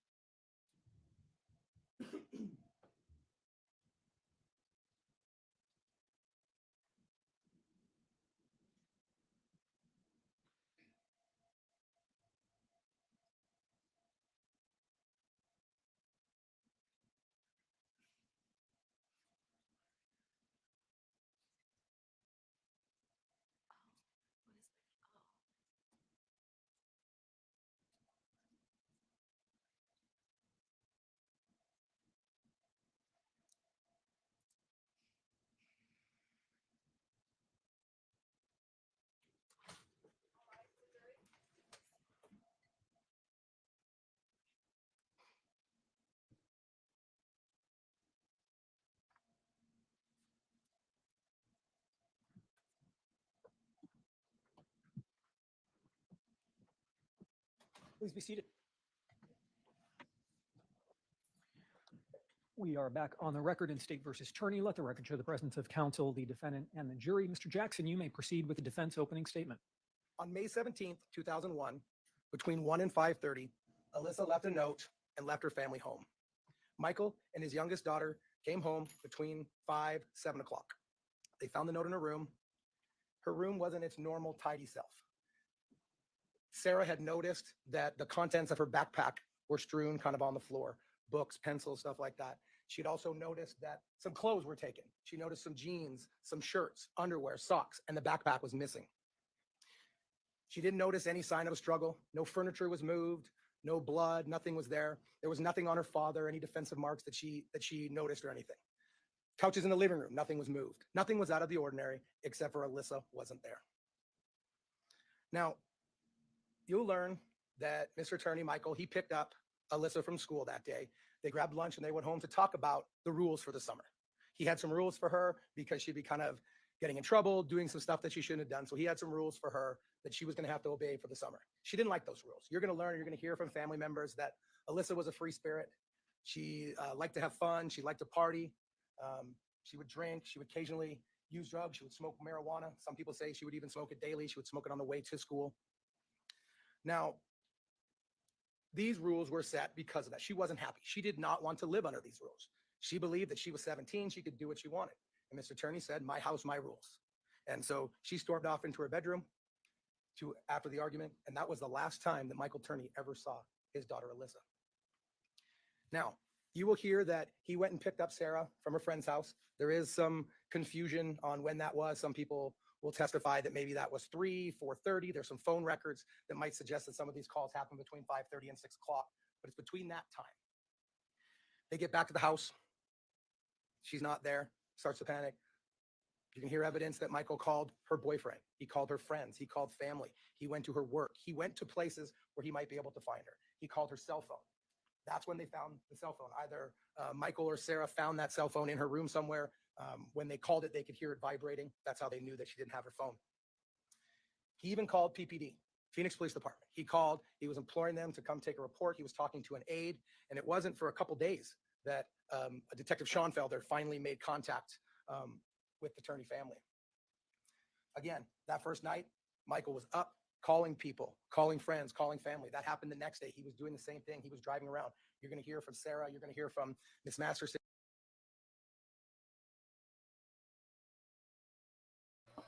Okay, and that concludes that.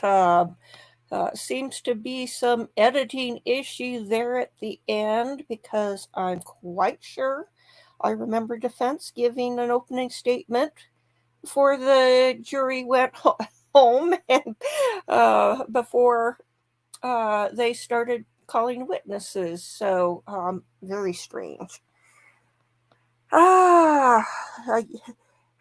Use a wheelchair at Walmart out of the car, but usually have an arm. I tell you, there are a couple of times where I have used those little motorized chairs at Walmart because my feet get hurting so bad, and it's just so much territory to cover.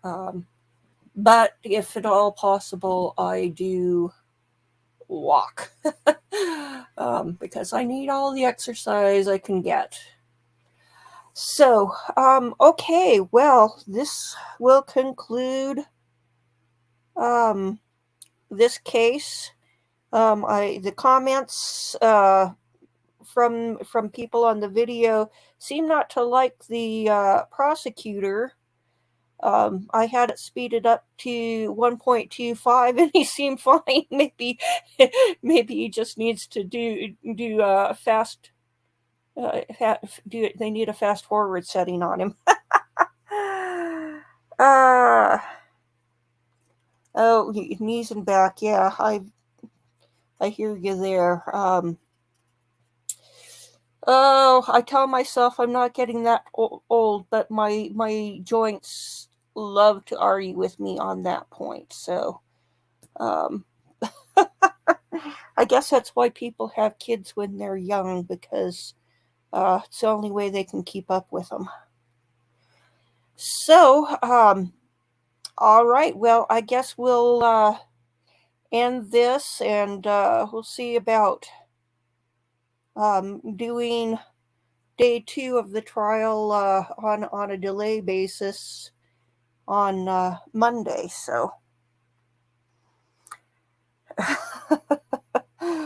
sometimes it really helps with these cases to speed things up.